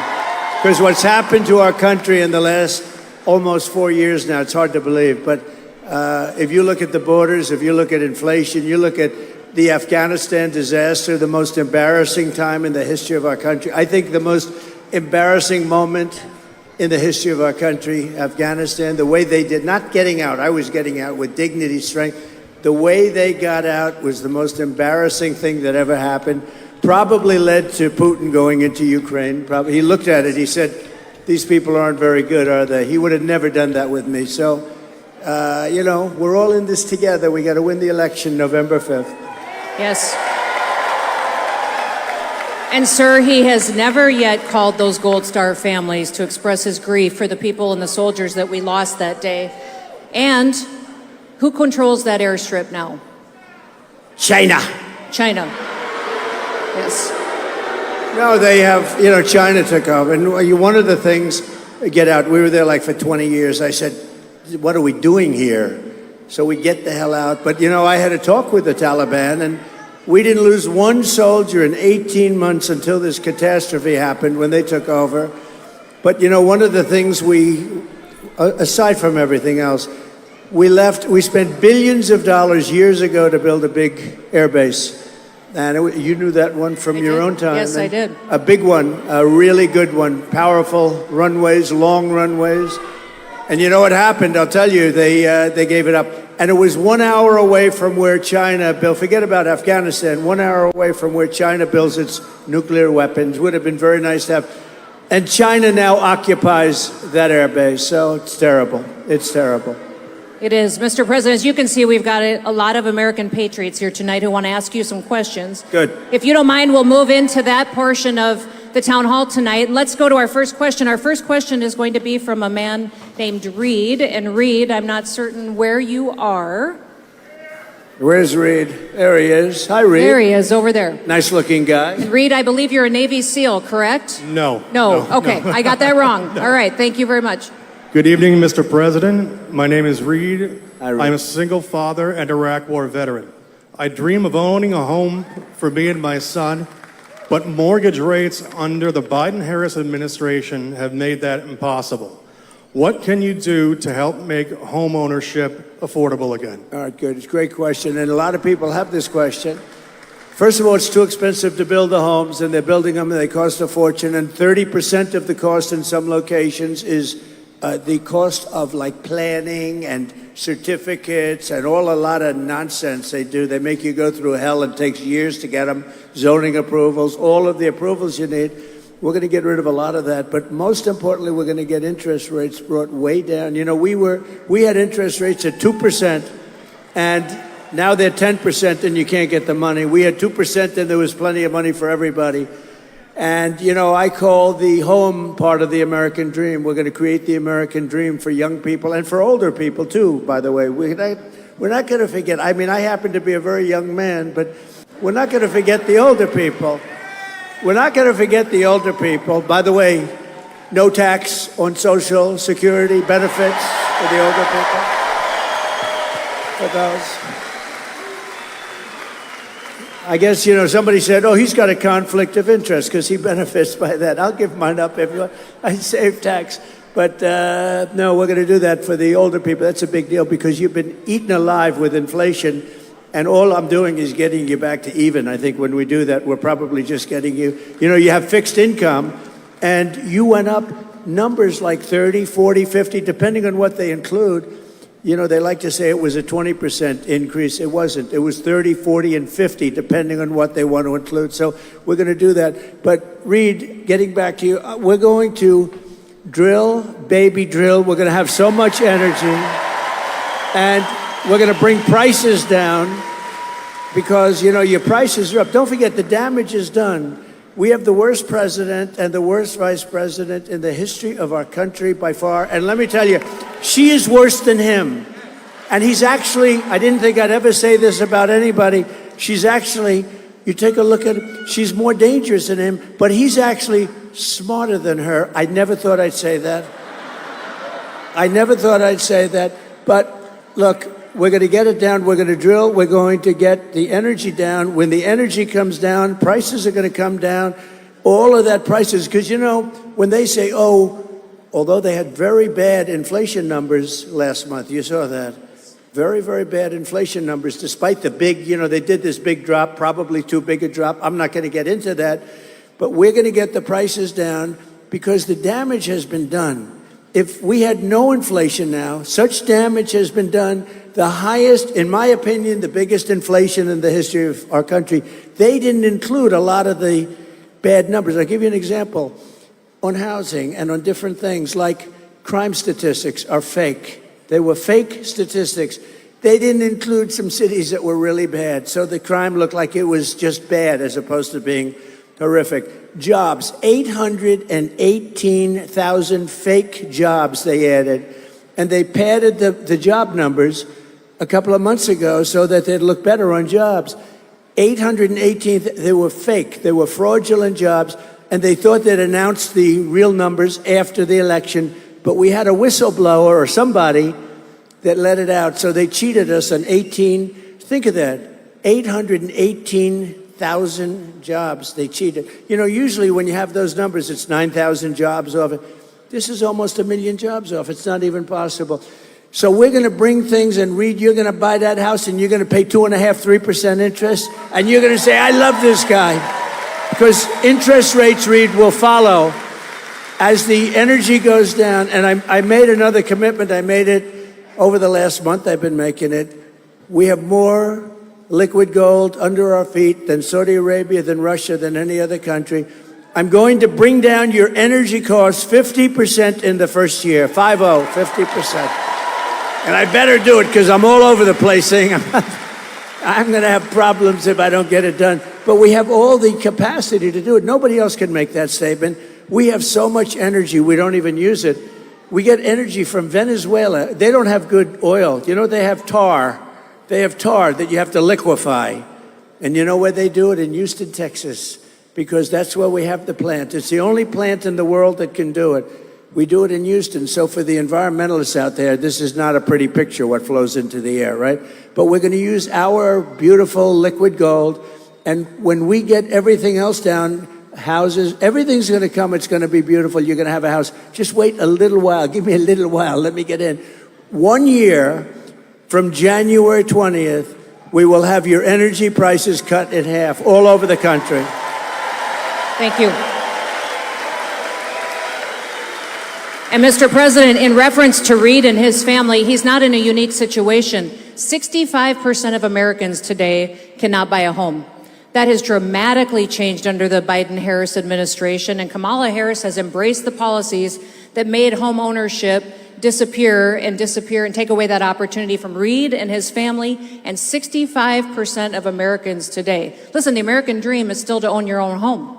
And now that is not possible because of what they've embraced. And you talk about liquid gold. If any state understands liquid gold and American energy, it's Pennsylvania. Yeah. The Commonwealth. Make Yes, sure. the Commonwealth. Make sure, you The know. Commonwealth of Pennsylvania. By the way, this is a really great governor, very successful governor. She read some of the numbers. And I thought she would, because why not? Nobody else will do it, but I will. I did it because I do it fast. for my friends. No, you did it beautifully, Fast. too. She has done a fantastic job as governor. And I will say this. I went to school here. I just want to forewarn her, because I've seen it happen and it's career threatening. Don't ever call it a state. It's a Commonwealth. And I was saying, Lesson learned. Has somebody, because a lot of innocent lambs have come up and they start talking to the people of Pennsylvania. I love you people. I know you so well. I'm here all the time. But yeah, I went to school here. I went to the Wharton School, the great Wharton School of Finance. And they were great. It's a great place. But I went to college here. So never, ever even think. I watched one man crash and burn. He kept calling it the state. I kept saying it's a Commonwealth. And by the time the evening, I think his political career ended there. So Sir, go ahead. tonight we have some special guests in the audience. We have a Gold Star family that is with us tonight. Mary and Charles Strange are here. Where are they? Where are they? Oh, here they are. Sir, they're behind us over here to the left. Come on up here. Come on. They lost their son, Michael. Come on up. Come on up here.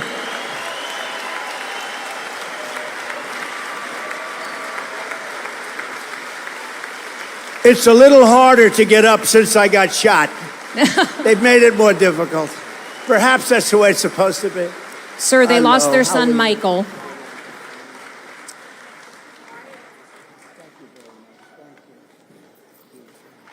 President Trump, great to see you again, baby. 1760 the gold star. That's beautiful. Under Obama, all 30 guys died. Did you want to say anything? Under Obama is right. Under Obama. Please, on behalf of your son. I would ask, Mr. President, my son was killed August 6, 2011 with 29 other men. It was the biggest loss of life in the Iraq and Afghan war. It was the biggest loss of life in a single day in the history of America. 22 of them men were Navy Special Warfare. Till to this day, we still haven't gotten any answers. I was wondering, I'm begging you, we would like a congressional hearing. So here's what we're going to do. In the first week, let me have it, not the first day, because I made a lot of promises in the first day. We're going to drill, baby, drill. We're going to close up the border. We're going to do a lot in the first day. In the first week, we will set up a commission. We're going to find out, because so many people in your same position, they want to know what happened. Why did it happen to their son or daughter? And we're going to do that within the first week. So you get ready to come over to the White House, okay? Thank you, Mr. President. Got to say one more thing. I want to let America know, June 2017, President Trump and his wife had me and my wife bring 20 gold stars to the White House. Him and his wife stayed the whole time. They had food, drinks. They did a candle ceremony for us. President Trump stood up every time, saluted the Gold Star parents. That was both a celebration, a remembrance. It had all emotion, right? They were happy, they were sad, they were devastated, but they remembered their beautiful boy, right? Yes. Their beautiful boy, and we're not going to forget. We're going to find out what happened. We're going to do that within the first week, and you have my word. Okay? Thank you, President Trump. Good man. Good man. Oh, I agree. I got the proof.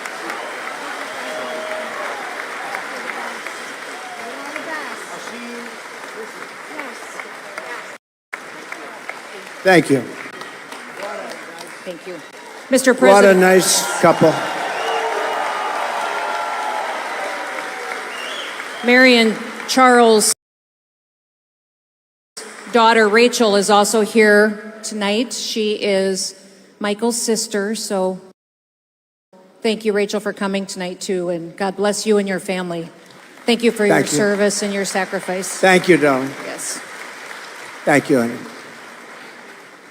That's tough stuff. It is. Thank you for your commitment to... And like what we were discussing in Afghanistan with the 13 family members, they feel that bad things happened, stupid things happened, and you hate for that to be, and it's your son or your daughter. They There's deserve no reason. answers. It should have never happened in Afghanistan, I can tell you that, the 13 that died. And you know, they don't mention there were many people wounded too, and I mean seriously wounded with the legs and the arms and the face. And we're going to give them everything they want. I've gotten to know those families. Thanks. Thank you, sir. Sir, our next question tonight is from Angelina, who I believe is right here. If you want to come forward, Angelina. Hi, Angelina. Hi. Good evening, Mr. President. Let me stand up for you. Go ahead. My name's Angelina, and I was raised in a Philadelphia Democrat household, a union household. As a mother of a blended family, my top issues are the same issues that face all Americans. Illegal immigration hurts Black Americans. Inflation hurts Black Americans. And dangerous cities hurt Black Americans.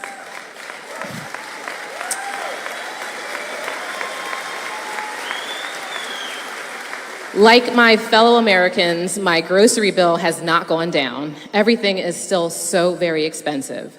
What steps will your administration take to help American families suffering from this inflation? So, you know, it's such a great question in the sense that people don't think of grocery. You know, it sounds like not such an important word when you talk about homes and everything else, right? But more people tell me about grocery bills, where the price of bacon, the price of lettuce, the price of tomatoes, they tell me.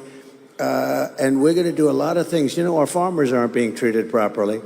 And we had a deal with China, and it was a great deal. I never mentioned it because once COVID came in, I said that was a bridge too far, because I had a great relationship with President Xi.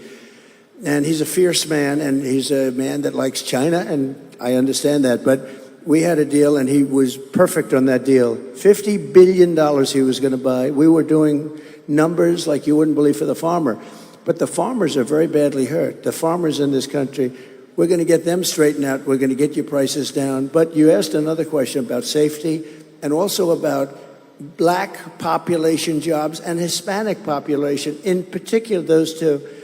So when millions of people pour into our country, they're having a devastating effect on Black families and Hispanic families more than any others. I think it's going to spread to a lot of other places. I think it's going to spread to unions. I think unions are going to have a big problem because, you know, employers are just not going to pay the price. They're going to, and it's a very bad thing that's happening. So they're coming in, many are coming in from jails and prisons and mental institutions, insane asylums. That's like, you know, a step above, right? A sane asylum. And whenever I go, Hannibal Lecter, you know what I'm talking about. They always go the fake news. That's a lot of fake news back there, too. But,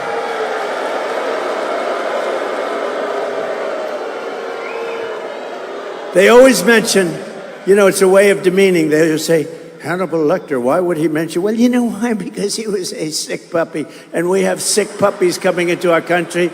I figure that's that's better than wasting a lot of words. You just say Hannibal Lecter, we don't want him, but they always sort of say, why would he say that? I do it for a lot of reasons, but I do it because we are allowing some very bad people into our country, and they're coming as terrorists. You know, you saw the other day, last month, they had the record number of terrorists. I had a month, and I love Border Patrol. Did you see they gave me a full endorsement 2 days ago? Border Patrol. The Border Patrol, and they're great. And you know, they want to do their job. They don't want to let these people come in. They look at them, they can tell, they can look at somebody, say good, bad. They say what's coming into our country now, it's having a huge negative impact on Black families and on Hispanic families and ultimately on everybody. And we're going to close that border so tight, it's going to be closed. And I said the two things I'm going to do. First, we're going to close that border, and people are going to come in. You want people to come in. We need people to come in. People are going to come into our country legally. You know, it's so unfair. You have people that are waiting on a system, on a line, and they've been waiting on this line, you know how long? For years, 10 years, 12 years, and they study and they take tests, and then people come. I actually say, why don't you just just come on across. I tell people that it's terrible, right? I said, go out. You're incredible. They say, what can I do to speed up the process? I say, you know what? Go to the southern border. I'll see you on the other side. It's so unfair. But we're going to have them come in legally. You have to see what they have to do. They take tests on, who was the first one here, what date was this, what does 1776 mean, all the stuff. And these other people are coming in, and they're affecting the school systems, and they're affecting the hospital system. I mean, if you take a look at what's going on in Springfield, Ohio, a town of 50,000 people, they've just added 32,000 people, illegal immigrants. And we're not going to put up with it, and we're going to take care of your costs are going to come down, and you're not going to have a problem with, because the biggest problem, and I'm hearing it from black people, and to a lesser extent right now, but it'll be the same, Hispanic people. And I'll tell you what, our poll numbers have gone through the roof. With black and Hispanic have gone through the roof. And I like that. I like that. I like that. So we're going to take care of it. You will be, I'll tell you, if everything works out, if everybody gets out and votes on January 5th or before, it used to be you'd have a date. Today you can vote 2 months before, probably 3 months after. They don't know what the hell they're doing. But we're going to straighten it all out. We're going to straighten that out, too. We're going to straighten our election process out, too. That's going to be important also. So thank you very much, darling. We're going to get it straight. Thank you. Thank you, Angelina. Mr. President, we had in the last year over 800,000 Americans lose their jobs in this country, but 1.2 non-citizens took those jobs. They're filling the jobs that Americans could have to provide for their families. And Kamala Harris has been in charge of this border. She is the one who has been the border czar who has facilitated this invasion. I've always called it an invasion and a war zone down there because we see the criminals and the terrorists coming across. It is an invasion like we've never seen before. And if it was an invasion of people that deserve to come in or that will love the country, will be great. She used to go around saying, they don't commit crime. Have you seen the gang from Venezuela, what they've done in Aurora, Colorado? But it's only a few, according to Martha Raddatz. It's only according to Martha Raddatz. Oh, it's just a few apartment buildings. And by the way, it's hundreds all over the country, and they're like me. They're in the real estate business, but they take it over with rifles. They take it over with a level of sophistication, because you know a lot about guns from where you come and you like it. And I'm a big protector of the Second Amendment. We've gotten totally endorsed. And if you think that's easy, it's not easy. But the NRA gave me total endorsement. I assume you got total endorsement. We have no choice. We have to have it. I mean, especially when you have, it's amazing. These radical left lunatics, they want everybody to come into our country. Many of those people are criminals. And then they want to also take your guns away simultaneously. So they don't want your guns, but they want them to come in. So you need it for protection. If somebody knows that you have a gun in your house, they say, let's go after somebody else. People put signs under this gun. Or we have, some of them actually spell the kind of a gun they have. We have an AK-47 inside. And people say, you know what, let's just, and I knew about an AK-47 from a few weeks ago. And the AR-15, I know about that one too. I know a lot. But you know what, you have a lot of bad people out there, and you can't, it just can't be a one-way street. You know one thing, because she wants to take your guns away, if you take them away, the bad guys are not giving them up. That's the only thing. I don't think the good people are giving them up either. You want to know the truth? But the bad guys are not giving up their guns. That's the only thing I know for certain, right? It's true. You're true. Your J.D. Vance did a fantastic job on Sunday morning, calling out the fake news. Yes. For how they're trying to diminish the devastation that's going on in some of these communities. And Kamala Harris has facilitated losing 300,000 children as well since she's been in charge of the border. I always say that they're not missing children, that they are trafficked and kidnapped and murdered children because they've come across that border and we have no idea where those children are. And we know how devastating it is, what's happening to their lives right now with what she's facilitating. I think that all bad numbers, we have a lot of bad numbers. There's so much bad happened in this administration. It's disgraceful. As an example, there'd be no war with Russia and Ukraine. There's no way I get along very well with Putin. I fully understand what's happening. It was the apple of his eye. He used to talk about it. But I said, you're not going in. And he wasn't going in. It's only because of Biden. He looked at this guy. He can't even believe it. But the same with Ukraine. I got along very well with Zelensky, very well. In fact, he came to New York 2 weeks ago. He came to see me, and I got along very well with him. I'm going to negotiate that thing out. That is now a death trap. You have cities that are all down. Those gorgeous golden domes, those magnificent domes are laying on their side, all busted up after, I don't know, they're 1,000 years old or something, the heritage, what's happened there. But many more people are killed than they're reporting. They knocked down, that was my business, they have apartment houses that are really, they're like 3 blocks, city blocks long, not that tall, but pretty tall, and they are big, and they knock it down with a missile, and they say 2 people were slightly injured. You know, a lot of people, the number of people dying in the Ukraine-Russia war is a far greater number than anybody knows. And Biden has done nothing about it. He hasn't even spoken to Putin in over a year. Know nothing about it. And this is a war that has to end, and we're going to get that war ended. I'm going to try, and I think I can, get it ended as president-elect. In other words, before I even take over the White House. Got to stop the people from dying. They said to me, well, whose side are you on? I was interviewed by fake news, CNN, you know, fake news. Uh-oh, their camera just went off. Their camera just went off. No. Their camera just went off. Okay. It always happens. Whenever I point to them, immediately they turn off because they know it.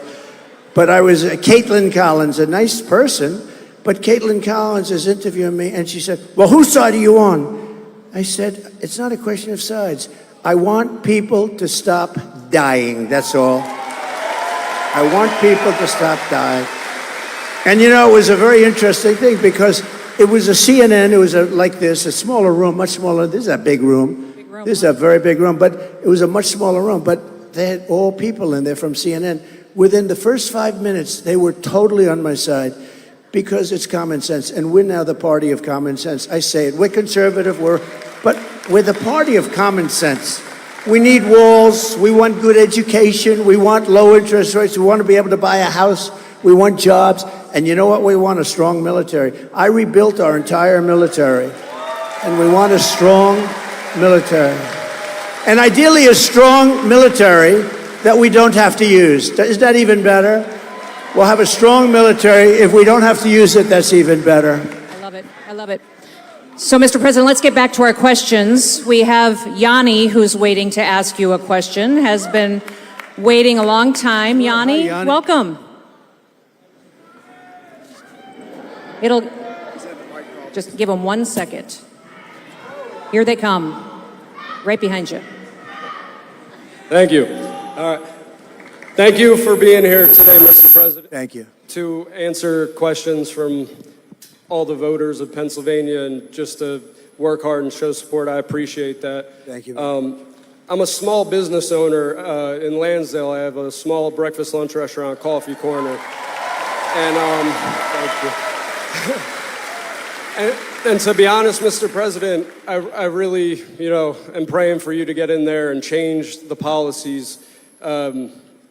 Ever since the gas prices started spiking, I noticed literally everything started spiking, from deliveries to services, goods, even maintenance, overall maintenance. Everything just spiked up, and it's really hurting small businesses, small business owners, and those who work within them. So my question is, what's your plan to help bring common sense back and help small businesses that got destroyed by Democrats after COVID and the Biden administration? So, great. Because small businesses are actually bigger than big businesses when you add them all up, and it's very important. And sounds like yours. I would love your food. I can tell by looking at that guy. I think I'd like to go over there. If I'm over there, I'm going to stop it. The fact is that, they want to get away from gas. And I have friends, they're into the cooking world. I'm not. I just like to eat. But they're into the cooking. And I don't know how you feel. It sounds like they feel that gas is much better than the electric for cooking, right? And they have this thing about, they want to put gas out of business, right? No gas. The amazing thing? We don't have electric in this country, but we have all the gas you can use. We have oil and gas. That's what we have. And even the cars, if you look, they want to go with all electric cars. California is having blackouts every week, brownouts, blackouts. And then they come up with rules and regulation to go to all electric, but they can't even supply what they have. It's so nuts. We're going to get, number one, your utility costs. You heard me say it before. Your costs will be down, and we're getting rid of all the and if you want electric, great. And if you want gas, great. The only thing you can't have is a hydrogen car, right? You heard me say that, right? Because you know what happens? They have a new car, they say it's great, but it's got one problem. You know what the problem is? Every once in a while, one will blow up. And if it does blow up and you happen to be inside of it, you're in bad luck because you're not recognizable. Do you know that? It's the new thing, hydrogen. I said, no, thank you. I don't want it. I don't want. They called the wife. That's not my husband. Oh, yes, it is. It's no good. So if we get your energy costs will be down by 50%. Your interest is going to come down, and people are going to start to make, not only you, people will have more money to go to your restaurant. You're going to have a great business. And, you know, during COVID, I was the one that worked out the loans. I don't know if you got one, but everybody, so many people got millions of small businesses. And Linda McMahon was the head of Small Business Administration, which was a big business. But she was the head, and she was phenomenal. Linda McMahon was phenomenal. So many people tell me about her that she was one of the best secretaries. But Linda McMahon was in charge, and they loaned billions of dollars out to people with small businesses, and it was the greatest investment we made. It stopped us from going into a 1929 depression, which is exactly what we would have had, and she did a fantastic job. She did a fantastic job. We're going to get your costs way down. Yes. Thank you. Thank you. And Mr. President, my state, I always tell people it's hot in the summer, it's cold in the winter, and it's a long ways to drive anywhere, which I think a lot of Americans are experiencing, that no matter what, you're energy dependent. And since Joe Biden has been in the White House and Kamala Harris has supported every single one of his policies, did you hear her on The View? Did you hear her say she wouldn't change a thing from what Joe Biden has done? It's cost the average American family $4,500 just in energy costs. Just in energy costs. Okay. Hold it, we have please. some. A doctor, please. Doctor. Thank you very much.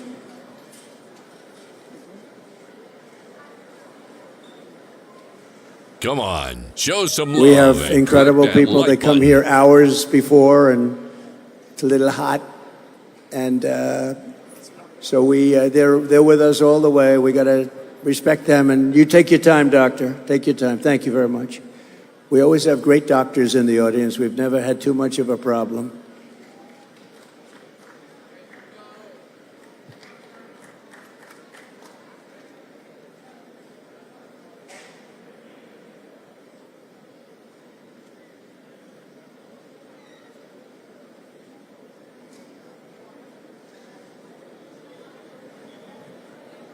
Look at the quality of care we have. It's incredible when you think, right?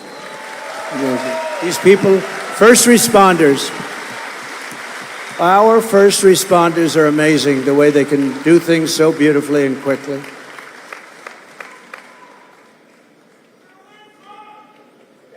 Thank you. We'll get it taken care of fast. A lot of it's pretty easy to take care of. Hardest thing is going to be the border, though, in terms of the people that have been let in. The people that have been let into this country, what they're doing, where do they come from, what are they doing, what's their thought process when they allow a thing like that to happen? Let's wait till they take care of this incredible person who I guarantee you is a great patriot. I guarantee it. Everybody in this room is a patriot.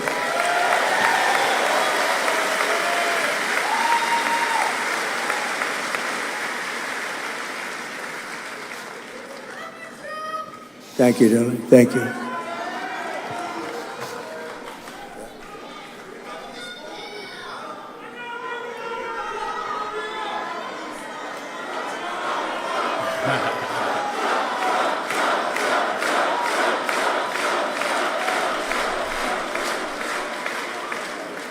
Hey, if you guys want to go over to Twitter and join our private community, I encourage you to do so. Some problems. That looks a little bad.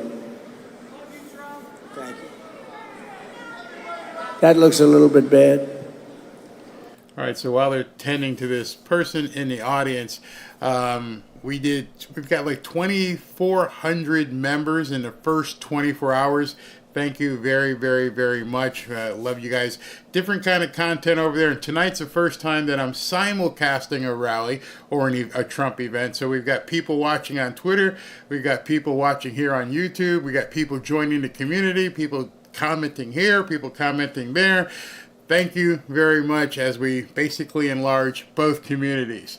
Let's get back to the rally or town hall.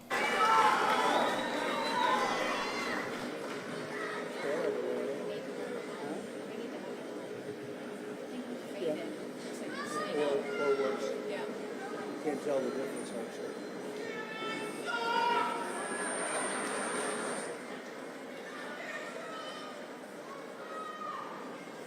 Don't worry, we'll extend for a little time, okay? We're not going to lose anything. We just want to make sure they're fine. This is a little bit of a tough one, I think. A little tough.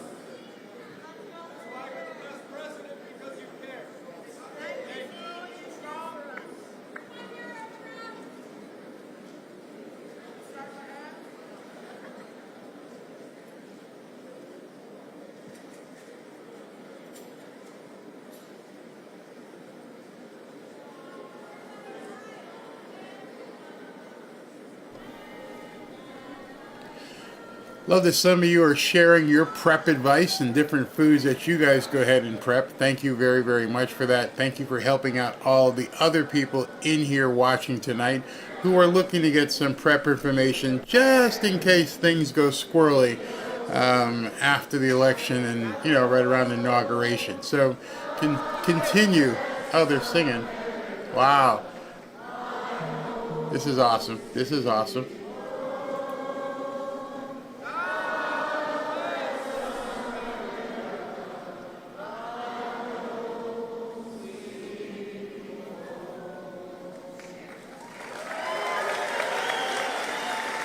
You know, while we're waiting, so we had a beautiful evening, and I don't know if they could get this song up quickly, but if they could work really quickly backstage while we're waiting, Ave Maria. We had Ave Maria the other day in Butler, Pennsylvania, and Butler, we had 101,000 people. It was the most a celebration.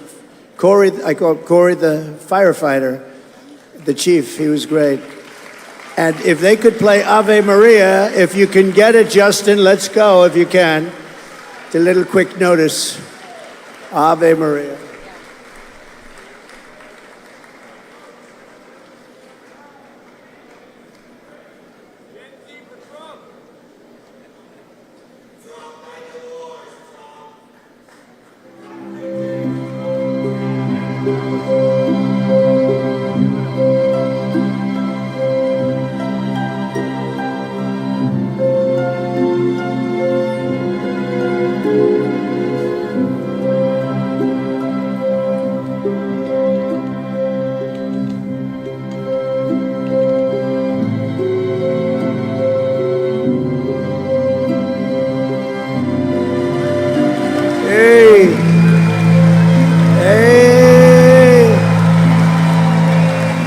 Great.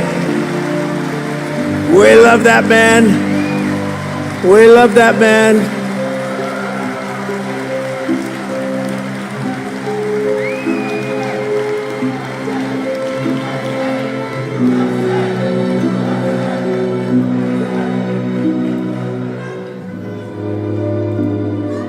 It's so beautiful though, right? Listen to that. It's nice. He's going to be okay. We have nice music. We're together. Not bad. Yes. Not bad. Right? So beautiful. Thank you, Mr. President. Thank you, everybody, very much. Thank you, That's everybody, very for your nice. patience. Thank you. Yes. We'll be praying for him. Yep. Thank you, sir. Sir, as we talk about how things have gotten harder under this administration and how Kamala Harris's policies have been so dangerous for the American people, there's someone here tonight who wanted an opportunity to ask you a question. Her name is Heather. And Heather, would you please stand? She's right here, and she is so thrilled to be talking to you tonight, Mr. President. Good evening, President Trump. My name is Heather, and I was a registered Democrat for most of my life, but not anymore. She's on our Look side. at now. Yes, I saw the light. I no longer identify with the Democratic Party.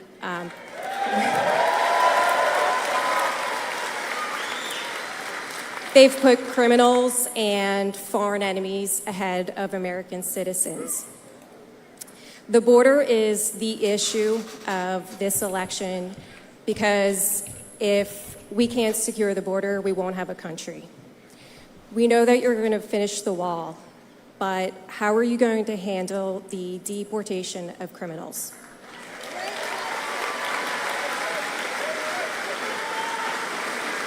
So, if you've watched any of our last rallies, we have a Criminal Aliens Act of 1798. That's a long time ago.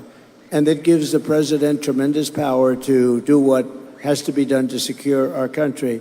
And you're right, so if you look at the polls, it says that the number one issue is the economy, number two is inflation. Let's even put them together. And number three is the border. I disagree. I think I agree. I do agree with you. The number one issue this country has.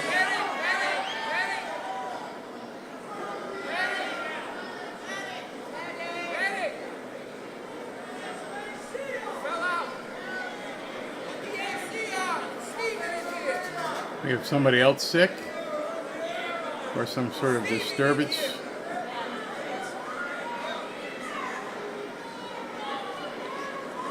Well, you haven't seen anybody from Secret Service come up to the stage, so it's probably not a threat. So it's probably medical. Either open the door or get on the wall. Do you want me to go tell them so it's not a microphone? No, Yeah. All right, so doesn't seem to be security-wise. President So was wondering.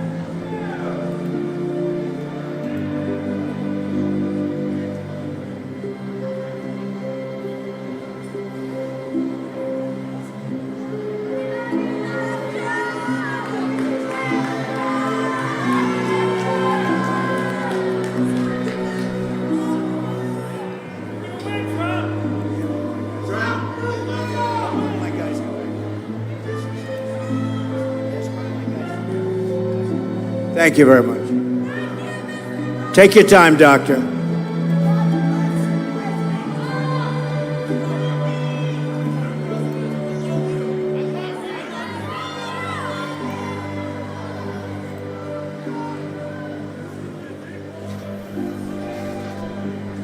It's going to be good.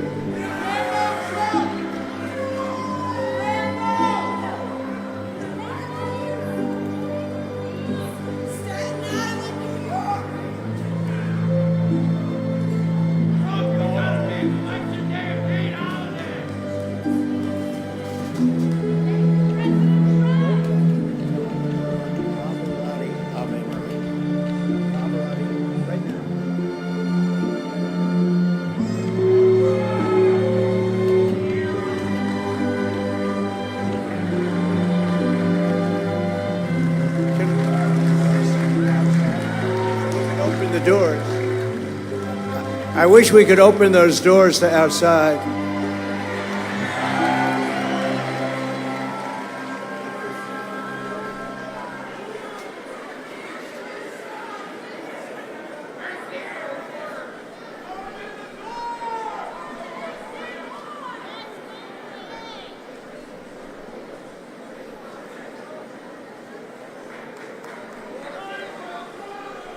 Yeah, take your time, Doctor.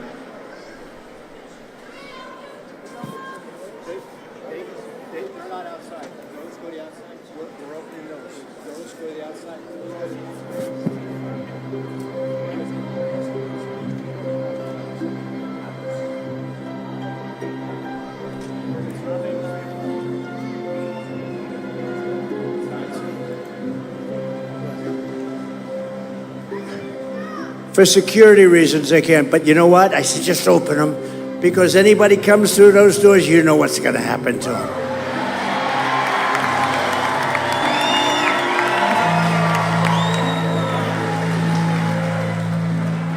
It looks like, sir, she's on her feet and walking out. Let's encourage her. Thank you. Let her know Thank we'll be you. praying for her. And I know it's really warm in here. Everybody agrees that it's really warm in here. We've got a lot of people who love America. I'm going to ask that if you have a chair, maybe sit so everyone around you can sit and still see the president and ask him questions. Maybe that will help us. And we can spend a little more time. Yes. And personally, I enjoy this. We lose weight. You know? No, you lose weight. We could do this, lose 4 or 5 pounds. It's okay with me. Kamala Harris is. But some people have been waiting here for 2 days for this. So, you know, it's a little bit tough. It's a little bit tough, but they're going to try and get those doors open. Yes. And I don't know whose building this is, but if they had air conditioning, do you see any air conditioning? They probably can't afford it, sir, in this economy. That's right. They don't want to give us air conditioning. It's too expensive. It costs too much. Anyway, but they're both okay. Yes. They're both in good shape. And that's wonderful. Would anybody else like to faint? Please raise your hand. Let's do it now. Please raise your hand. You know what we could do, though? If my guys can do it, how about we'll do a little music. Let's make this a musical fest. Oh, looky. Oh, that's great. That's great. Because it's nice and cool outside, right? Yes. It's nice and cool. Why don't we do, and I mean this, if my guys can hear me, 2 things. Put up the chart, my favorite chart. My all-time favorite chart. And let's listen to Pavarotti sing Ave Maria. Can you hear that? They gave me the Ave Maria with no voice. There it is. That's my favorite piece of paper anywhere in the world. I sleep with it every night. I kiss it. And you see those numbers, by the way, for those that we talked about. If he puts on Ave Maria with singing, I will have to mute it. Lowest it ever was, right there. That was the last day I was in office. And we're going to get it lower than that. But we're going to let people come in. So very, very important. But there's one of my most favorite. If I didn't turn to the right, I wouldn't be here with you right now. Right. So it's a sort of a cruel world. But I was very proud of that before the fact. Now, even if it had lousy numbers, I would love that piece of paper a lot. So put on Pavarotti singing Ave Maria. Nice and loud. Turn it up louder. We want a little action here. All right, so while they're doing that song, now that there's voice to it, I now have to back it off. I apologize, but you can't play copyrighted music, and I'm pretty sure Pavarotti's music is copyrighted. So, that being said, I have a full visual on what's going on. I know it's one of Robin's favorite songs, but yeah, sometimes you got to do what you got to do. So we can't play this as they're waiting for security or medical to take care of this woman. He's playing. You know what I can do? I can go to the split screen so you can see it, but I can't play the music. So let me split it real quick. And let me... Boy! Yeah, because that's Pavarotti, for those of you guys who don't know, who's singing that great song. Can't hear me? You should be able to hear me. Robin get Barry to sing it. Really, man. God walks with God and is protected by Him. Yeah, babe, absolutely. Sorry, people. Something about a pipe bomb. I didn't hear anything about a pipe bomb. I didn't hear anything about that. Pretty sure if there was a pipe bomb, he wouldn't be standing there just listening to the music. That wouldn't be happening.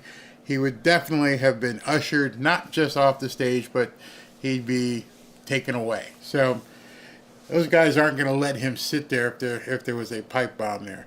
No more dings. Yeah, if I was just doing Nessun Dorma, just so you know, if Nessun Dorma was playing, I do have the rights for that. I purchased the rights for Nessun Dorma.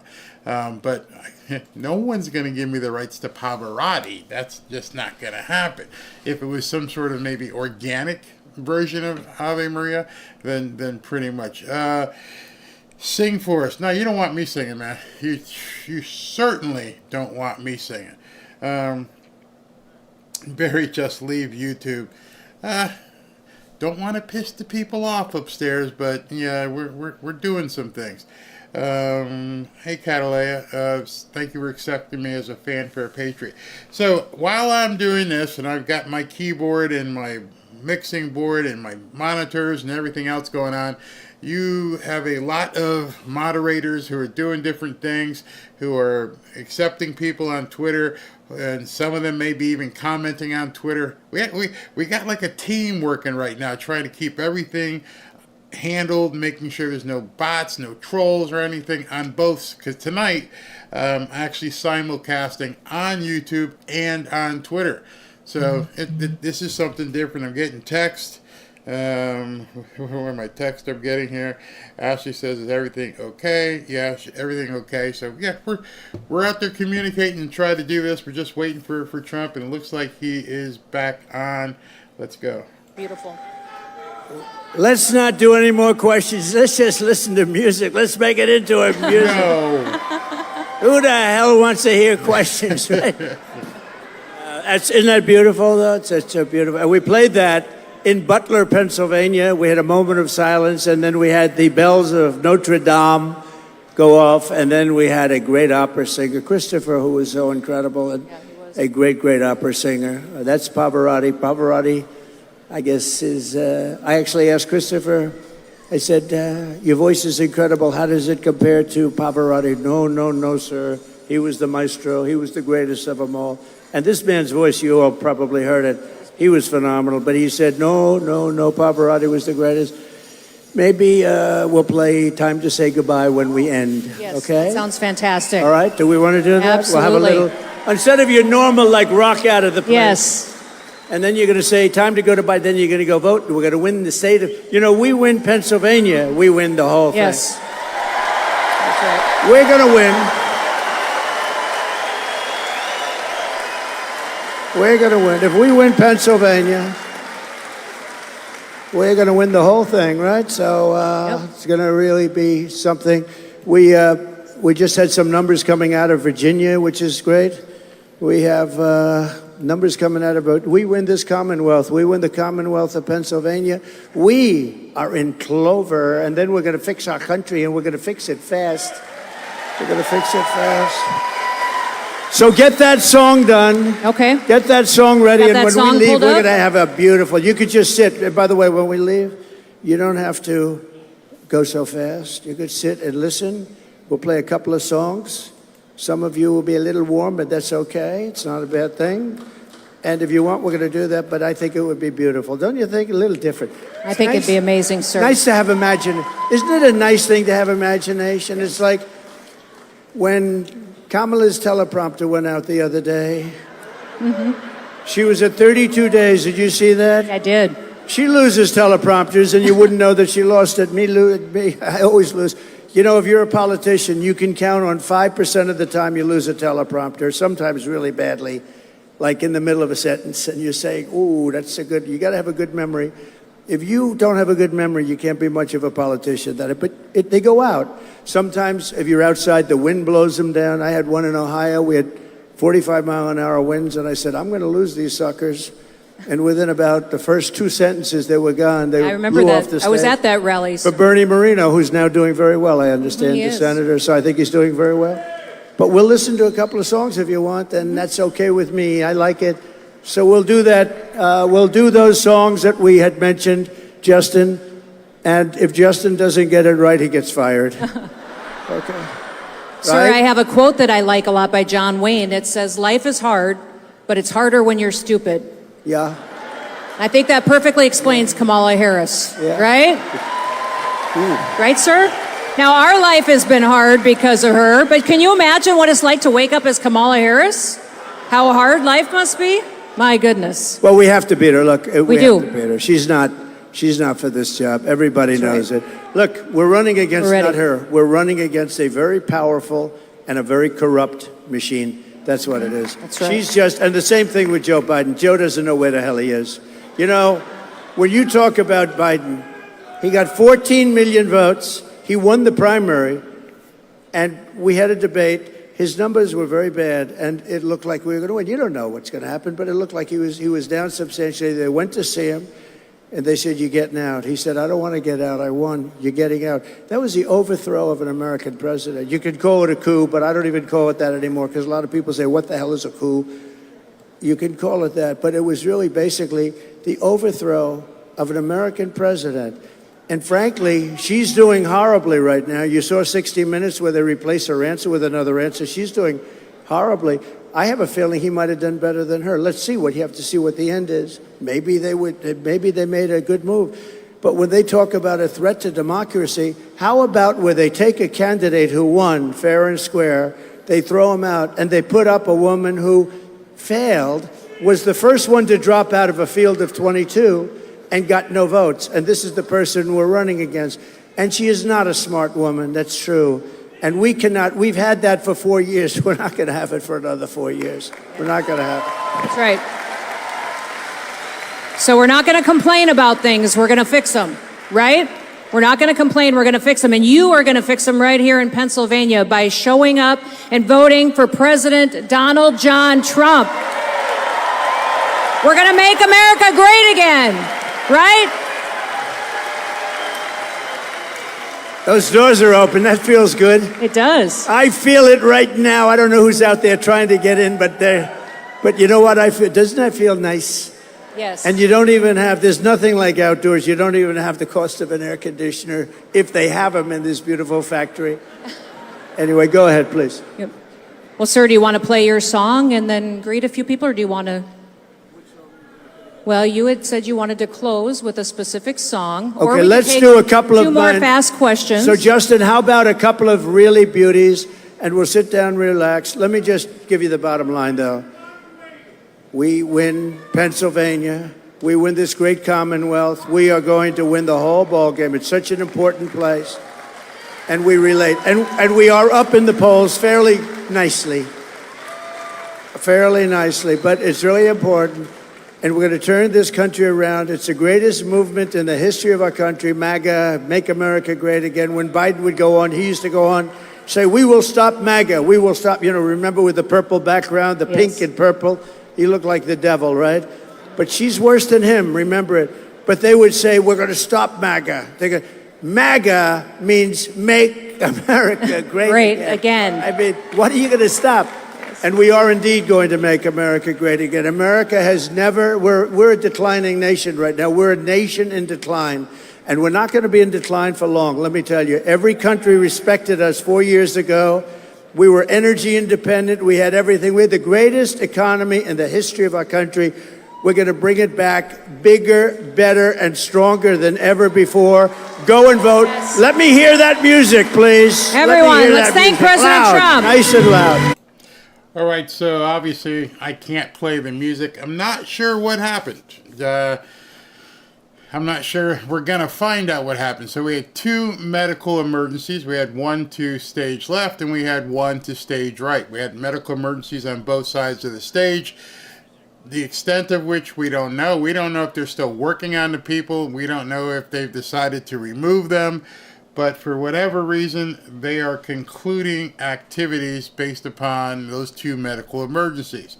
It's possible that the permit for the building or the permit for the area said you had to end at a certain time. I'm noticing right now it's 5 of 8, so maybe they could only go on until 8 p.m. It's pure speculation. I have no idea. Maybe the Secret Service had got to cut it short. I don't know. But for whatever reason, we had those 2 medical emergencies. With those 2 medical emergencies, they had to stop taking questions. They had to wait until the people were taken care of. And then when they took care of the people, they had to, I don't know why he had to stop. In any event, it was shaping up to be one of the best town hall meetings that he has had. He did take questions from, I know there was one guy who said he wanted to talk about getting a mortgage, talked to another guy whose child was killed, and he talked to a black woman. So he took 3 or 4 questions and answered those. But it seems as though now that they're going to call it a night early and take no further questions. But in any event, he doesn't seem to be leaving. He's not exiting, so I don't know why they just didn't continue taking questions. I'm going to stay with it in case they decide to actually do take some questions. We'll see what happens. They don't look nervous. They don't look like there's anything wrong. It just looks like they have to conclude. So I don't know who called it. I don't know who said, hey, that's enough, but they're playing music in the background, which we can't play, obviously. And you're seeing Kristi Noem and Trump just stand there, so he's not exiting the building. So I doubt it's a security problem. If there was a security problem, you saw what happened on July 13th. They were up on the stage quickly, and they were ushering the guy out. There's nobody making any moves on stage, so he's secure. Maybe they're not ready to move him off the stage yet to his vehicle, but in any event, he's listening to music and hanging out with people. Don't know why he couldn't be taking questions right now. I have no idea. I'm not with Secret Service. I see him looking over. Somebody's calling him. Don't know what he's doing here. He's talking to some people personally that are in the audience, just hanging out with them.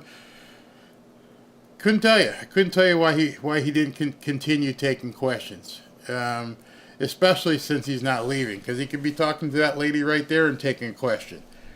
But for some reason, they're not taking any more questions, which I'm sure the press will have a field day with. Let's see here. I thought the whole point of you going on X was able to pass through music, but also that seems not to be.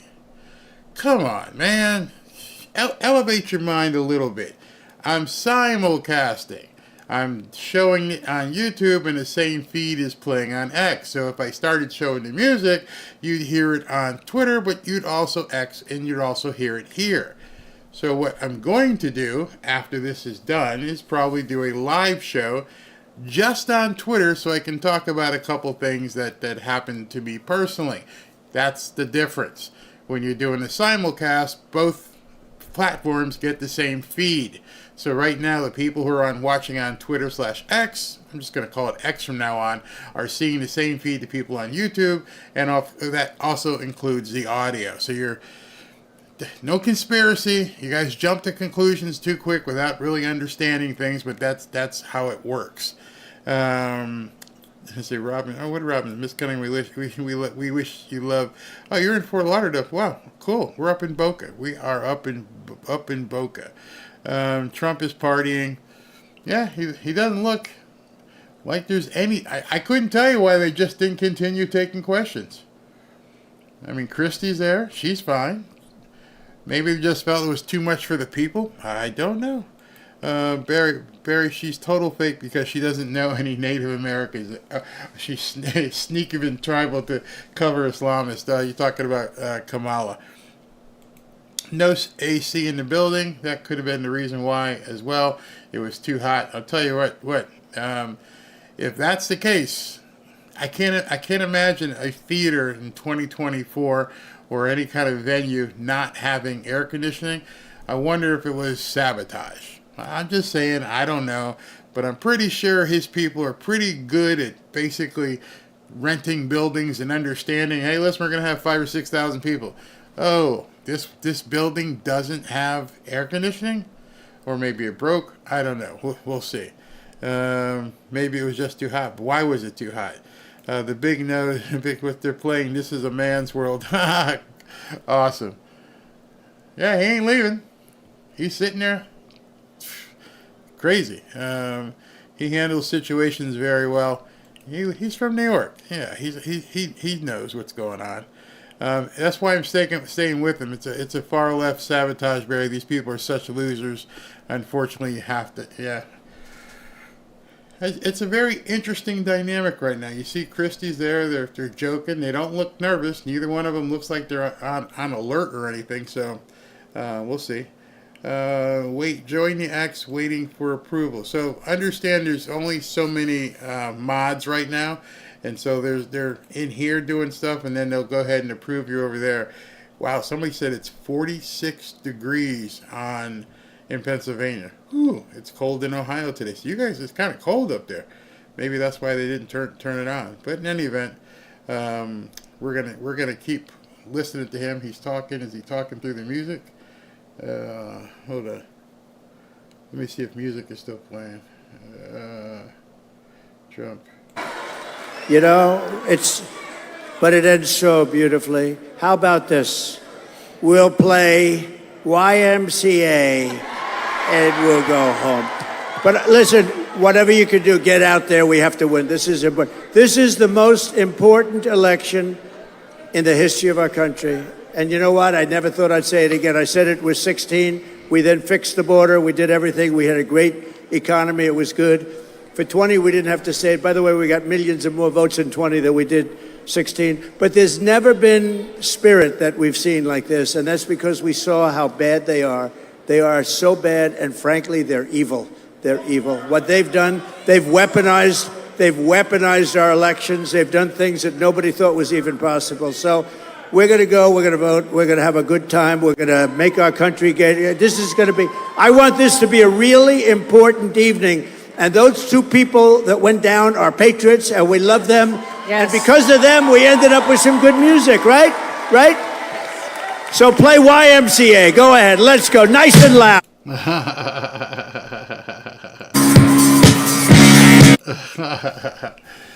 Oh, the man's a showman. I can tell you that. He's a showman, that's for sure. So he is going to be exiting. They have cut it short because of the medical emergency, I presume. But, you know, the people, they don't care. They got to see him. People are dancing with him. I'll show you my dance video, too. I have a dance video. I did that. Robin filmed me doing it. So we're gonna, well, and I say cut short. We've been here for 2.5 hours. We started streaming at 5:30. He started answering questions right away, so we did get 3 or 4 questions off the bat before what happened. So I apologize. Wasn't me, obviously, but I'm watching him as he's shaking hands and talking to people. So there's obviously no security problem, because otherwise they wouldn't have him next to all those people. So I'm pretty sure this guy feels horrible that he had to cut this thing short. Taking selfies with people. I don't even see the Secret Service anywhere in the shot, so they're not rushing him off the stage. 2,600 members in Fanfare's Patriot community. Wow. SB has been doing a fantastic job getting the approvals down. It was so funny when we launched this thing yesterday. You know, Ashley was sitting with me and we're like, oh, there's 10 people. Oh, there's 20. Oh, there's 50 people who joined. And then all of a sudden last night when we did the show, it jumped where I'm like, hey, we need some help getting these people approved and everything, and people are in there. And I did a couple of videos trying to explain to people how to use the different form. I know there's a lot of people that are new to Twitter who don't really understand how it works, but it's very, very easy. And once you begin using it, you're going to really like it. Because you can do, like right now, there are, how many comments in here? There are, as he's playing with Christy Nome, there have been 12,000 comments in here. And every single comment in tonight's video, every single one of them is just text. And you can bring up something, but you can't post any multimedia. Inside our X community, you are the content creator. If you want to drop in a link to an article, if you want to drop in a picture, a GIF, a meme, or a video of yourself, go ahead and put it in there. And you can actually interact. It's just not my show. There's just, as you see, 2,600 people in that community. Most are lurking right now because they're like, I don't really know how to do all this. But when you get in there, you're going to see, well, Barry's got a couple posts, but Jim's got a ton, and Fred's got this many. And so it's really going to be as good as you want to make it. I'm telling you that right now. This is going to be as good as you want to make it. And over there, you have no limitations. If you want to, like right now, what I'll do is I'll cut the part where the music came on, and like he's playing right now. This will make a really cool video over on X with YMCA playing, because they look like they're having a good time. They're just dancing. Christie's dancing. Trump's dancing. I guess you could say he's dancing. The people in the audience are having fun. Doesn't look like anyone's leaving. They're not upset. In fact, I don't think they care at all that there was only 3 or 4 questions. I think right now these people are just happy to be there with him. I know if I was there, I would just happy to be. Dude, sing, do something. I don't care if you talk about the border and all this stuff anymore. I'm going to vote for you. Every person in that room is going to vote for him. So he's not winning over anybody in that regard. In independents, probably looking at this and going, it's pretty interesting. Something happened. He cared for the people in the audience, and he just didn't say, hey, thank you, good night, and walk off. He hung out with his people. I mean, it's essentially what you're looking at is a giant VIP party.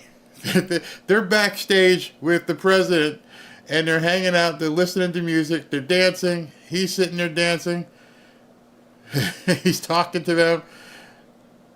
They're getting like a VIP meet and greet. Let me see if the music's still playing. Nobody's leaving. What's going on? There's nobody leaving. Okay, so I can't play that. That's they're playing Hallelujah. Hallelujah right now. Originally sung by the great Leonard Cohen. I'm not sure who's doing this version. But you can bet your butt I'm going to clip all this, get the feed, and then put it into our community with no problem. I mean, this is one of my favorite songs, Hallelujah, and nobody's leaving. Amazing. Absolutely amazing that nobody's leaving.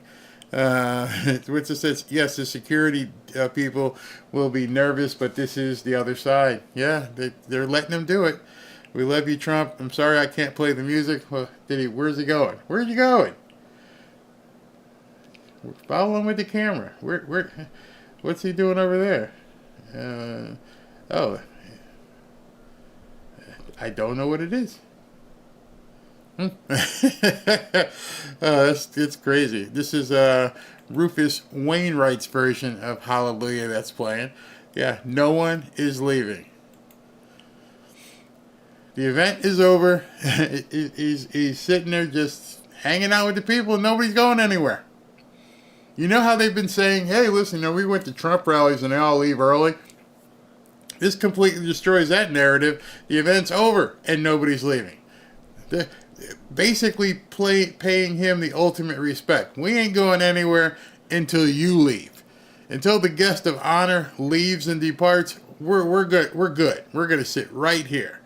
And I think that's how every single person out there feels. I mean, I'm watching the black woman back there. She's hearing the song, got her eyes closed, and she's grooving. And people are just having a good time. I love this song. Hallelujah is one of my favorite songs. Again, I like it by Leonard Cohen, but many people have done this. My wife likes the version of, what's her name? Katie Lang. She likes Katie Lang's version. We saw her do that in person. But nobody's going anywhere. They're all standing right there. You got to love that. Look at, I wish they'd pull back and show the crowd and show everybody just hanging out with Trump at this point. Whew, man, Patriot supporters are awesome. This is gonna happen. Somebody, Beth, where's Beth's comment? I like that. That went fast. Beth said this isn't a town hall; it's a party. You got to go to a party with Trump. Absolutely, I completely concur with that. Wow, Severo says we've got 5,300 people watching on X. We're growing, baby. We're growing this thing. That's for sure.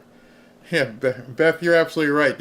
It's not a town hall anymore. It's a party. It's a VIP access party, and he's just hanging out, loving it. Mark Smith says I have a couple of videos I'd love to show you over there. Go ahead and post them, brother. I love the music, but why no more questions? Not sure. I can't answer that. I don't know why they're not taking any questions. Obviously, they could. Maybe I don't know. I can't even speculate as to why. But I love the idea that he's not going anywhere and he's fine. This could be a prelude to the New York rally. New York is going to be crazy, absolutely crazy. Somebody said RSBN is showing the crowd. Let me see if I can bring up RSBN. Okay. Let me bring up RSBN and kill the music there so you can see the crowd. They're all just standing there, man. Nobody's leaving. This is the RSBN feed we're looking at right now. Amazing. Simply amazing. Tell me what other politician could do this. What other politician do you know that thousands of people, fight, thousands of people would sit there and just, look at that. Look at that. Hey, Kamala, yeah, you're done. You're absolutely done. Look at all those people just watching a music video on the screen while Trump is standing there. That's simply incredible. Simply incredible. Wow. Yeah, y'all got to show this to some people because that's amazing. I mean, so I got no words for that. That is absolutely incredible. All those people standing there. As long as Trump stands there, they're not going anywhere.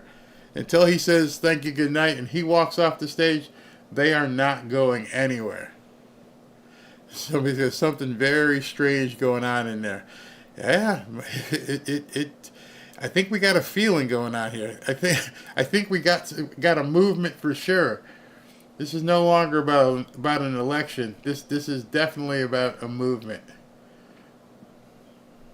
This man is presiding over these people at this point. He's absolutely looking at everything. Somebody just said this is OMG, music is amazing, music is playing and nobody is going anywhere. And he's loving it. He's absolutely loving it. Wow. No twerking at a Trump party. You are so right. Yeah, unbelievable. We're up to almost 6,000 on X. Thank you guys very much if you're tuning in on X. Yeah, this is definitely a moment. The crowd is massive. And is it now time to go? What's he doing? I'm looking to see where he's going. He moved quickly. Oh, no. He was just over there talking to somebody. Wow. So he didn't leave yet. I thought that was it. He didn't move then. Yeah, the Democrats are toast.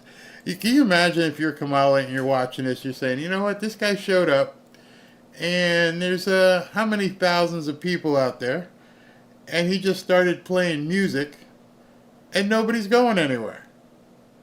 They're all just going to hang out.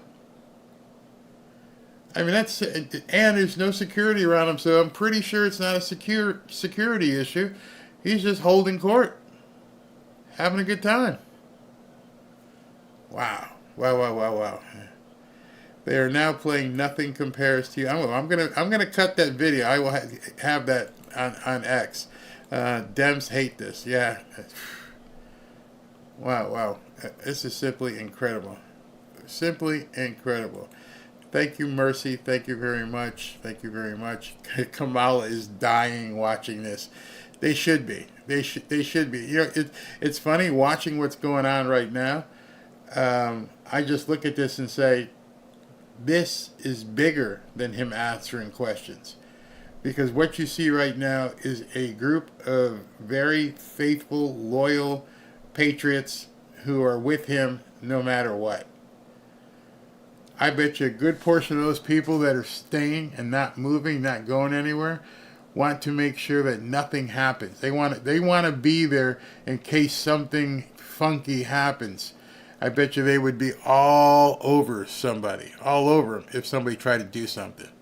I mean, this is just phenomenal. I've never seen anything like it. I'm pretty sure nobody's seen anything like that. Even when Obama had his big stadium thing, he needed people there. This is proof of an absolutely loved president. It sure is. I mean, it's absolutely, I mean, Kristi Noem hasn't gone anywhere either, so everybody's standing right there listening to music and watching him. Tremendous. This is absolutely tremendous. Wow. Wow. Oh, yeah, the Holy Spirit is in his place. Beth, good comment there. Yes, definitely the activation of the Holy Spirit. Everybody, I bet you they're going to do whatever he's doing. And he understand also, he's been standing this whole time. You know, so nobody's sitting. They're all standing, listening to the music, smiling at him. And he's not going anywhere. Yeah. It says, Barry, I just switched over back from your X account. They're showing the crowd over there. It looks like there's about 8,000 people in the building. Well, if you watched it on my X account, you're watching the same feed here right now. Somebody told me, and I decided to switch over and show the crowd. This is incredible. God is definitely in control, Sherry. Definitely in control. I've never seen anything like this. I've never seen anything like this, like with a regular band. You know, once the band is over, the people leave. The other side is fake. Trump is the real deal. Nothing fake about him. Wow, they're still there. They're still there. This is phenomenal.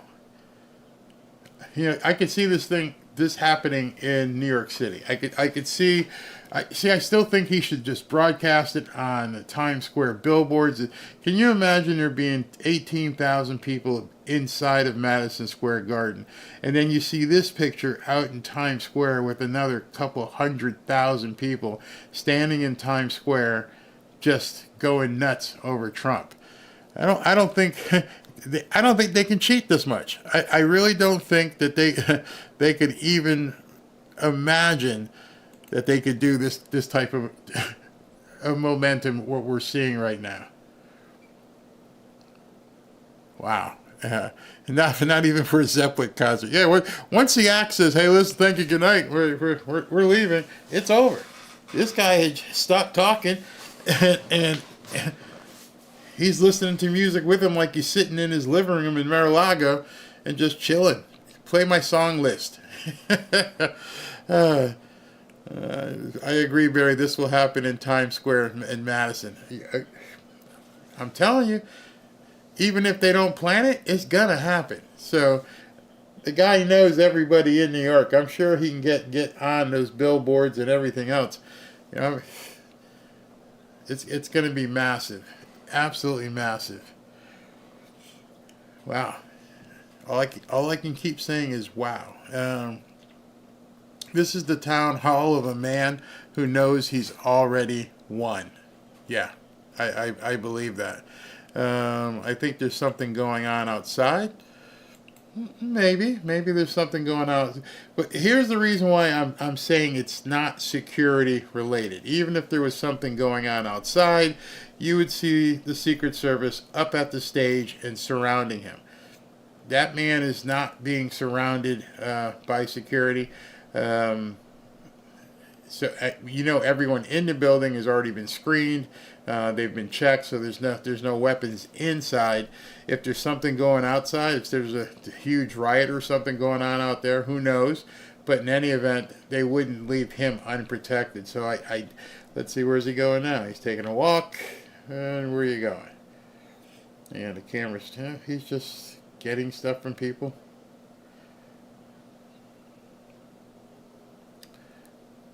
You know what he's doing? I'll tell you what he's doing. That piece of paper was from the guy who's running his sound, and he's picking songs off his song list. Oh my goodness. He's picking songs off his song list and saying, play this next. So I'm pretty sure you guys are about to hip. Here he goes. He's going to go with another song. You know what? I could probably play it on my phone so I can tell you what song he's playing, because wow, this is crazy. So they're just picking songs. I'm pretty sure that guy he walked over to was his sound guy. Tomorrow's news: Trump turns serious race into a party. This is already his inauguration party going on right now. Oaks, Pennsylvania is 80 degrees right now. Okay. He's ready to party, that's for sure. He's ready to party. I'm ready to party. These people in that room right now are just loving this. It's being now reported that once he steps out, he will be arrested. Being reported by who? Who's saying that? It's being now reported that once he steps out, he will be arrested. Where are you getting this stuff from? Tell me where you're getting that from, because there's no way that he's gonna get arrested. So being reported by who? Who is saying that once he steps out, he will be arrested? So he's playing that Glory, the Battle Hymn of the Republic right now. Let me see if I can hear that. I can't tell what song that is. Richmond, north of Richmond. What? It seems odd. Somebody says, I bet something is going on outside. I don't know, man.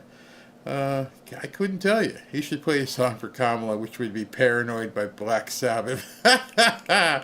Who said he would be arrested when he walked outside? Come on. Yeah, really. No arrest. Stop with the BS. Stop with just cut. That was probably a troll saying that. Yeah. This is what I'm thinking. I'm thinking that they've already counted and he won the election. This is his inauguration or acceptance rally. It's crazy. This is absolutely crazy. 5 minutes ago, one headline says, Trump's town hall turns bland after long delays. Okay. Did they ask any of those people that are still standing there listening to music? I sound so worried when he walks off. I sound worried because the speed in which he walked off, I thought something was wrong, but he was getting to his sound guy and he's playing some music. So I don't know what they're doing. Oaks, PA is 51. Y'all teasing me. One person said it was 80 degrees. Now somebody says it's only 51 degrees. This warms my heart. Yeah, it does me as well. And we've been watching this now for about 20 minutes. Don't know why. I guess tomorrow we'll find out why exactly did he stop taking questions and just went into a concert, basically. I don't know. I mean, maybe I can check on X while you guys are waiting to see if there's any news as to, is there anything going outside? I'm not sure. I'm not sure what might be going on out there. But he's clapping. Is he taking a bow yet? Doesn't look like it. I'm looking around and see if I see anything. But he's not leaving. And I'm looking on X. I don't see anybody saying anything is going wrong other than him playing music. Let me see if anyone's reporting on anything. And I don't mean the mainstream media, because they're full of crap. They're probably, you tell you why the mainstream media is probably writing bad headlines, is because they want to go home. Remember, they're back there right now, just to let you know. Let me change this over so I can see it. So the mainstream media is back there on their platform, and when they're up there on their platform, they got to stay. So they're probably thinking, hey man, I'm hungry. I want to go get dinner. This guy's just standing up there playing music like it's some sort of revival meeting. But he's playing. I'm looking at it. Nobody's complaining about anything. It says 2 people fainted. So he asked the Secret Service to open the doors to allow fresh air. They said they couldn't for his own safety, but he told them to do it anyway. Dan Scavino, who is one of his I guess media guys, you would say, he's not posting anything. Let me see if I look at Caroline Levitt, who's his press person. Caroline Levitt, see if she's posted anything. No, she just posted DJ Trump. So it's everywhere. DJ takes the stage at Town Hall in Pennsylvania. No, he's just playing music. So I guess we're just none of us really knows what's going on. Everybody is still just sitting there. I don't know what song he's playing, but they're just playing music and he's just hanging out. I don't get it. I don't get what is going on at all, but nobody's reporting anything wrong. They're just reporting that he's just hanging out with the people. So it's interesting. Why is this going on the way it is? But I'll take your stuff. This is the perfect picture of unity. I concur. Yeah, I heard this guy. You know, it's funny. I heard that little, like, I can name that song in 2 notes. I knew that was Guns N' Roses. I knew that was November Rain. Knew it. Let's see. Let's see what's going on. The Presence of the Lord. Yeah, they're playing some good music. Barry, can you show in real time our own photos or live stream at the events? If you are posting videos on X, yes, you can actually show those pictures. The left is jealous. Yeah, they'll try to talk it down, but anyone who's watched this, anyone who is basically going to see the different cuts that are going to be floating around on X after this there's nothing you can say. November Rain by Guns N' Roses. He's playing right now. So tomorrow, expect expect tomorrow to hear that Axl Rose doesn't want Trump playing his music at his events. Yeah, November Rain. I love that song too, by the way. It's a good song. But watch what happens. This is the longest song too. You talk about longest song. I remember seeing Guns N' Roses, and Guns N' Roses played this song. No lie. They played this song, and when they played this song, Axl Rose went into, like, before Slash went into a guitar solo, Axl Rose went into like a 15-minute piano solo, and this song ended up playing for like 40 minutes. It was like the longest song I've ever seen in any concert. It took away from the greatness of this piece of music, November Rain, but that has happened. So I can't tell you at all what's going on, but I can tell you that these people are still standing there. Maybe some have left. I see some people leaving on the bottom of the screen here. Let me show you. You know, there's some people filtering out. But for the most part, everybody that was there is still there. They're still there. Candace Owens said, without a shadow of a doubt, Biden and Harris, yeah, that newsflash. I think we all know that.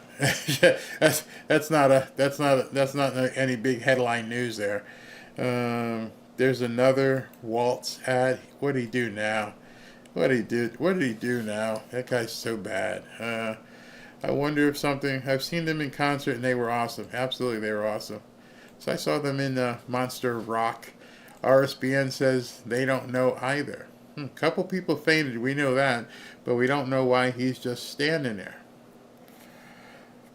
Christy Nome, I'm watching her, and as she's just looking around. She's professional. She's smiling and checking things out, but now it's at the point where people are like, well, what exactly is going on here? Why are you just standing up in front of the stage and music's playing? So there's got to be a reason. Maybe, I don't know, maybe they couldn't get to the car? No, I don't know. Is Robin picking on my music? I mean, she always picks on my music. Because if it was me, I'd be sitting here playing Scorpions. Scorpions! Your followers are missing the best part. No, Barry, that wasn't Guns, that was Sinead O'Connor. I saw that song too. Walt's learning how to shoot a shotgun. He didn't even know how to load it. That was so funny. That was so funny watching him do that. We are witnesses to no one leaving. Yeah, they cannot basically BS people and say, you know, at this point you would expect people to leave. You would think at this point you would expect people to have walked out, but they're not. Trump's in party mode. I've been refreshing and looking to see if anybody says anything, but you know what's interesting? Now that you look at it, I don't even see the Secret Service in front of the stage. Maybe they are dealing with something outside. I don't know. You'll notice when somebody walks up and they tell him, if they tell him it's okay versus he saying I'm ready to go, then you're going to know something's up. If somebody comes if somebody comes up to him, somebody looked at another YouTube channel, nothing been reported, just nothing going on. You'll know if somebody comes, okay, where's he going now? If somebody comes up to him and says it's time to leave, okay, that's his disc jockey. Here, pick another song, bro. Yeah, I got this one. Yeah, play that one right here. Yeah, play that one. So that's Justin, his sound guy that's picking songs for him. So I guess we're going to be here for a bit. I think something's wrong. I'm thinking you're right. I think at this point something is probably wrong. He's not going to, somebody says that they may be ventilating the room. I don't think so because he's not going to begin taking questions again. And Secret Service is guarding the open doors. I don't know. But like I said, your signal that something may have been not quite right is if you see Secret Service come to him and say it's time to go versus him, Trump, saying, okay, we're done. And let's see, he's coming forward. Okay, this might be it. He's waving. Thank you. He's telling everybody. And let's see what happens as he tries to make his way out. He's shaking Kristi Noem's hand, gives her a big hug and kiss. And all right, so let's see if the security detail shows up. And that's it. I think it was him. I think he just decided to wait. And he's walking past the front of the crowd. They don't look to be in a hurry. They don't look as, if there's something that has to happen, they're walking. If it was really emergency, he would have ducked out the back or something. What's he doing? It looks like he might be shaking hands and stuff because they came backwards. So he stopped. He's somewhere in the front of the crowd because I can see the big, tall security guard with him. So he wanted to shake some people's hands. So I think we can, you see the photographer taking pictures, the guy standing up with the camera. That's his personal photographer. They're taking pictures. So Secret Service is still in front of him. They're looking at the crowd, but nobody's making any quick moves. They're probably freaking out. They're probably inside. They're like, oh my God, can this guy please get the hell out of here? And there he is. I think he's making a statement tonight. He is obviously making a statement of some sort tonight, letting people know that these people are with him. That was awesome. I did not. He's taking food orders. Yeah, I want some chicken parmesan in the plane, please. Everyone forget he is the commander-in-chief. Those guys are all right there with him. They're not rushing him. Understand if there was something wrong, they would just go ahead and take him out. He probably won Pennsylvania tonight because everyone's going to come back and talk about what they saw. They watched the man stand on stage after taking questions and basically stood there for 40 minutes listening to music and basically giving the people a good time. Y'all came. I think he realized these people came. They stood there for hours on end. Some of them got there early this morning, and he didn't want to disappoint them, and so he decided to stay and play music. Why they couldn't take more questions, I don't know. I don't have that answer. I'm sure we'll find out in the next couple days from somebody. But I see that one Secret Service guy. You see the guy with kind of a military-looking dude? He's talking into his communication device. Let's see what's going on. He still has not left the building. Elvis, he's signing stuff. Yeah, he's basically a rock star right now. He's basically being a rock star. Don't worry about Trump. He's well covered, some of you guys are saying. Yeah, you're right. See the guy talking into his handset right there? The big guy with the close hair, and he was calling in to something. And then Trump doubles back and is going the other way now. And I'm like, what are you doing, bro? Can we get you back in the vehicle? I mean, seriously, sir, stop. Get your butt in the vehicle. Get out. But he's not going anywhere. Still taking his time. He must drive this Secret Service detail absolutely bat poop crazy with what he likes to do. And let's see, he's still standing there taking pictures. He's making me nervous. He's asking where the best cheese place is. Geno's, not Pat's, Geno's. If you guys understand cheesesteaks in Philadelphia. Yeah, Secret Service having a coronary right now. They're like, good gosh, man, can you please leave? He's like, nope, I'm not leaving. I'm talking to my fans. You're right, Secret Service is good. They're not showing it. They're cool, they're calm, they're collected. But I guarantee you, they're probably like, dude, come on, let's get out of here. And he's not leaving. He keeps moving over, and finally, is Elvis leaving the building? Finally, it seems like he's finally getting out. Yep, here we go. But he's walking through the front of the crowd. He did not leave through the back door where the vehicle is. He's walking up an aisle, like he's going out the front door. Amazing, simply amazing. Look at how he's stopping again. And finally, nope, he's still not out the door. Come on, Mr. Trump. President Trump, it's time to go.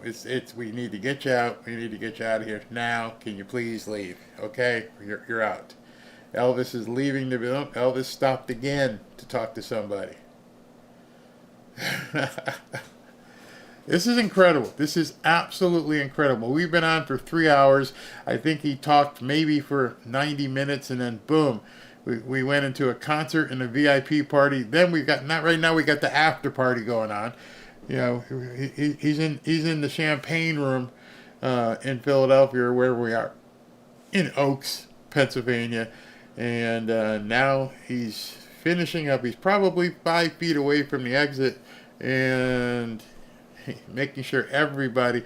That's an entertainer. That's someone who knows I have to make sure my audience is happy with me, and he has finally exited the building. Wow.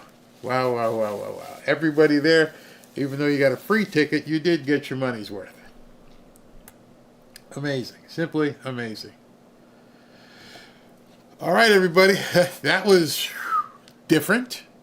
I guess that's the word we can use, different. Thank you guys all for tuning in. Let me do the super chats right quick. That was just simply stunning.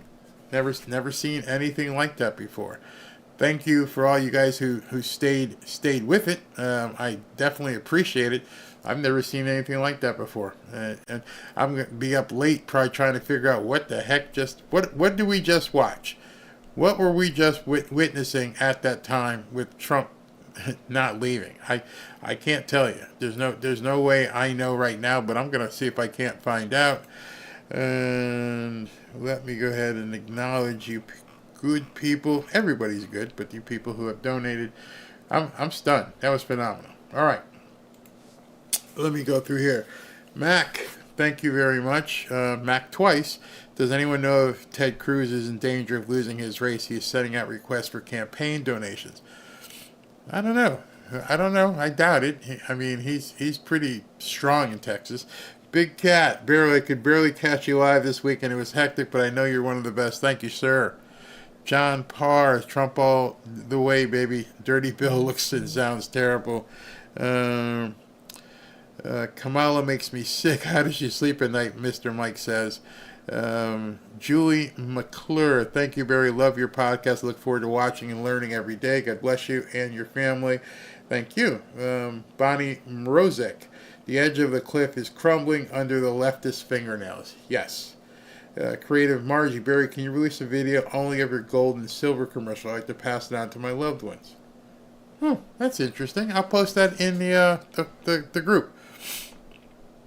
Jeremiah Kerr, the LSU guy whose name I cannot say, should get back to his crawdad boil. He's talking about Carville. Hey, Bear, I just got a new cell number and now having trouble getting onto X. God bless. Come on in. Let's do it. Just another knucklehead. Thanks for the great info. Donna or Rear. Bear, I messaged you yesterday. Not sure if I did it right. I joined when there was 90. Username is Lady Honeybee. Is that what that is? I'll look you up and see if I can find you. There's so many. I mean, unlike you get on Twitter and the mods are having a whole different job in terms of what they're having to do and deal with there as well, because there's so much content. Those of you who haven't joined, you're not going to believe it. You know, you come on here and you just go ahead and say something and move on. There's people posting pictures and articles and videos. Love it, absolutely love it. Ashley texts me.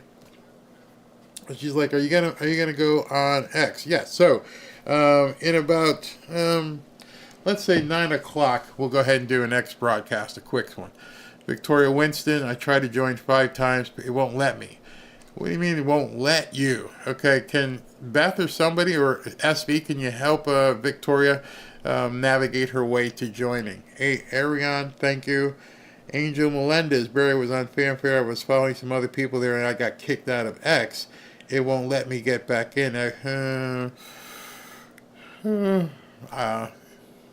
don't know what happened. Maybe they gave you a timeout.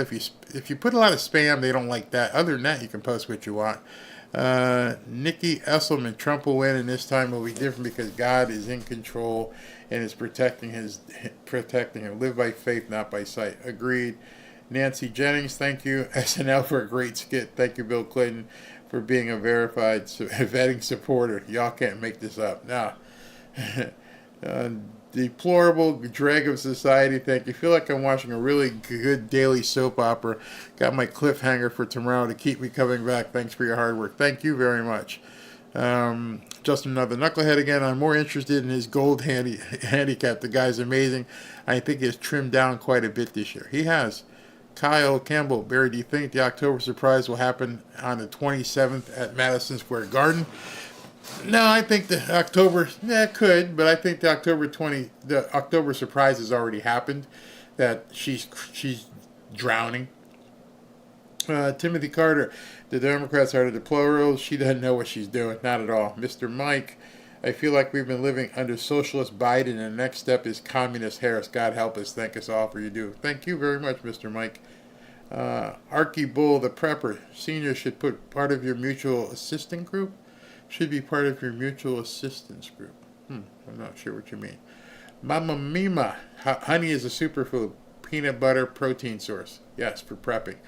Lillian Rose, I posted a video about unrealized gains on Insta talking about how it'll mess up small businesses, and they flagged my biz. I feel your pain. I absolutely feel your pain. The live video I'm going to do over on Twitter at about 9 o'clock, I got some news about that as well. JD, love you spreading the truth. Very love the live X feed. Keep up the awakening and keep up the good work. Thank you. Donna, I'm worried about Madison Square Garden. There are too many skyscrapers with a lot of windows. They need to put him in a bulletproof snow globe. Trump probably knows more about New York City than anybody that would be trying to hurt him. And I'm sure he's already got a route in his mind. Hey, listen, I'm going to helicopter over. I'm not going to drive through the city streets, or we're going to take a tunnel. I mean, I'm sure he's got that already planned out. Alice Clausen, hi, Barry, wanted to say thank you for all that you do. I enjoy watching your show. How did Jeremiah, thank you. How did Trump become wealthy? By being a faithful United States citizen. He provided for his family. He is a life hack for America. Susan McCauley, thank you. Jay Dean, hey, Barry, do you think they're wanting all the newcomers for the Courage to Serve Act or something for cannon fire for the Middle East? I don't know. I don't think they know. I really don't. I think they're puppets being told what to do. Carolyn Wilford, thank you for all you do. Thank you for watching. Dwayne Drewer, thank you very for all you do. Much love from Canada. My wife loves your show. Have family in Michigan. They are voting Trump. I told them Trudeau is the equivalent of Kamala. Not a good thing either. I agree with you. Biscuit Boy, thank you. DJ, I think he's getting kicked off right now by Secret Service. Yeah, they ushered him out the back door real quick.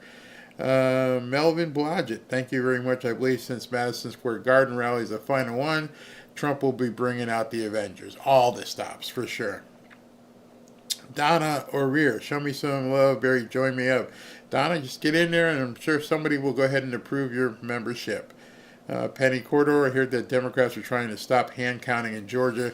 Their excuse was the hurricane. Excuse is the word right there. Tonight is MAGA Revival. Big Cat, thank you. Debbie Etheridge, he said he didn't want to take any more questions. It's good to use your imagination and play music. Just wondered though why he didn't want to take any more questions. Interesting. Miss Fabulous, I always wish they would play We're Not Going to Take It by Twisted Sister. He did at one point back in the first campaign. He played it, and Twisted Sister played with him, and Eric Trump and Don Jr. were on stage. And then Twisted Sister said, yeah, we don't want you to play our music anymore. Dee Snider turned on him. And Olivia Goria, thank you very much. Yeah, Dee Snider did really bad. Man. He was a big Trump supporter, and he turned into basically a long-haired Howard Stern. That's pretty much how it went. All right, so I'm going to grab something to eat, kiss the dog, kiss the wife, and then I'm going to go live on Twitter for about 10-15 minutes. So if you want to join me over there, love to have you. Thank you very much for tuning in. Very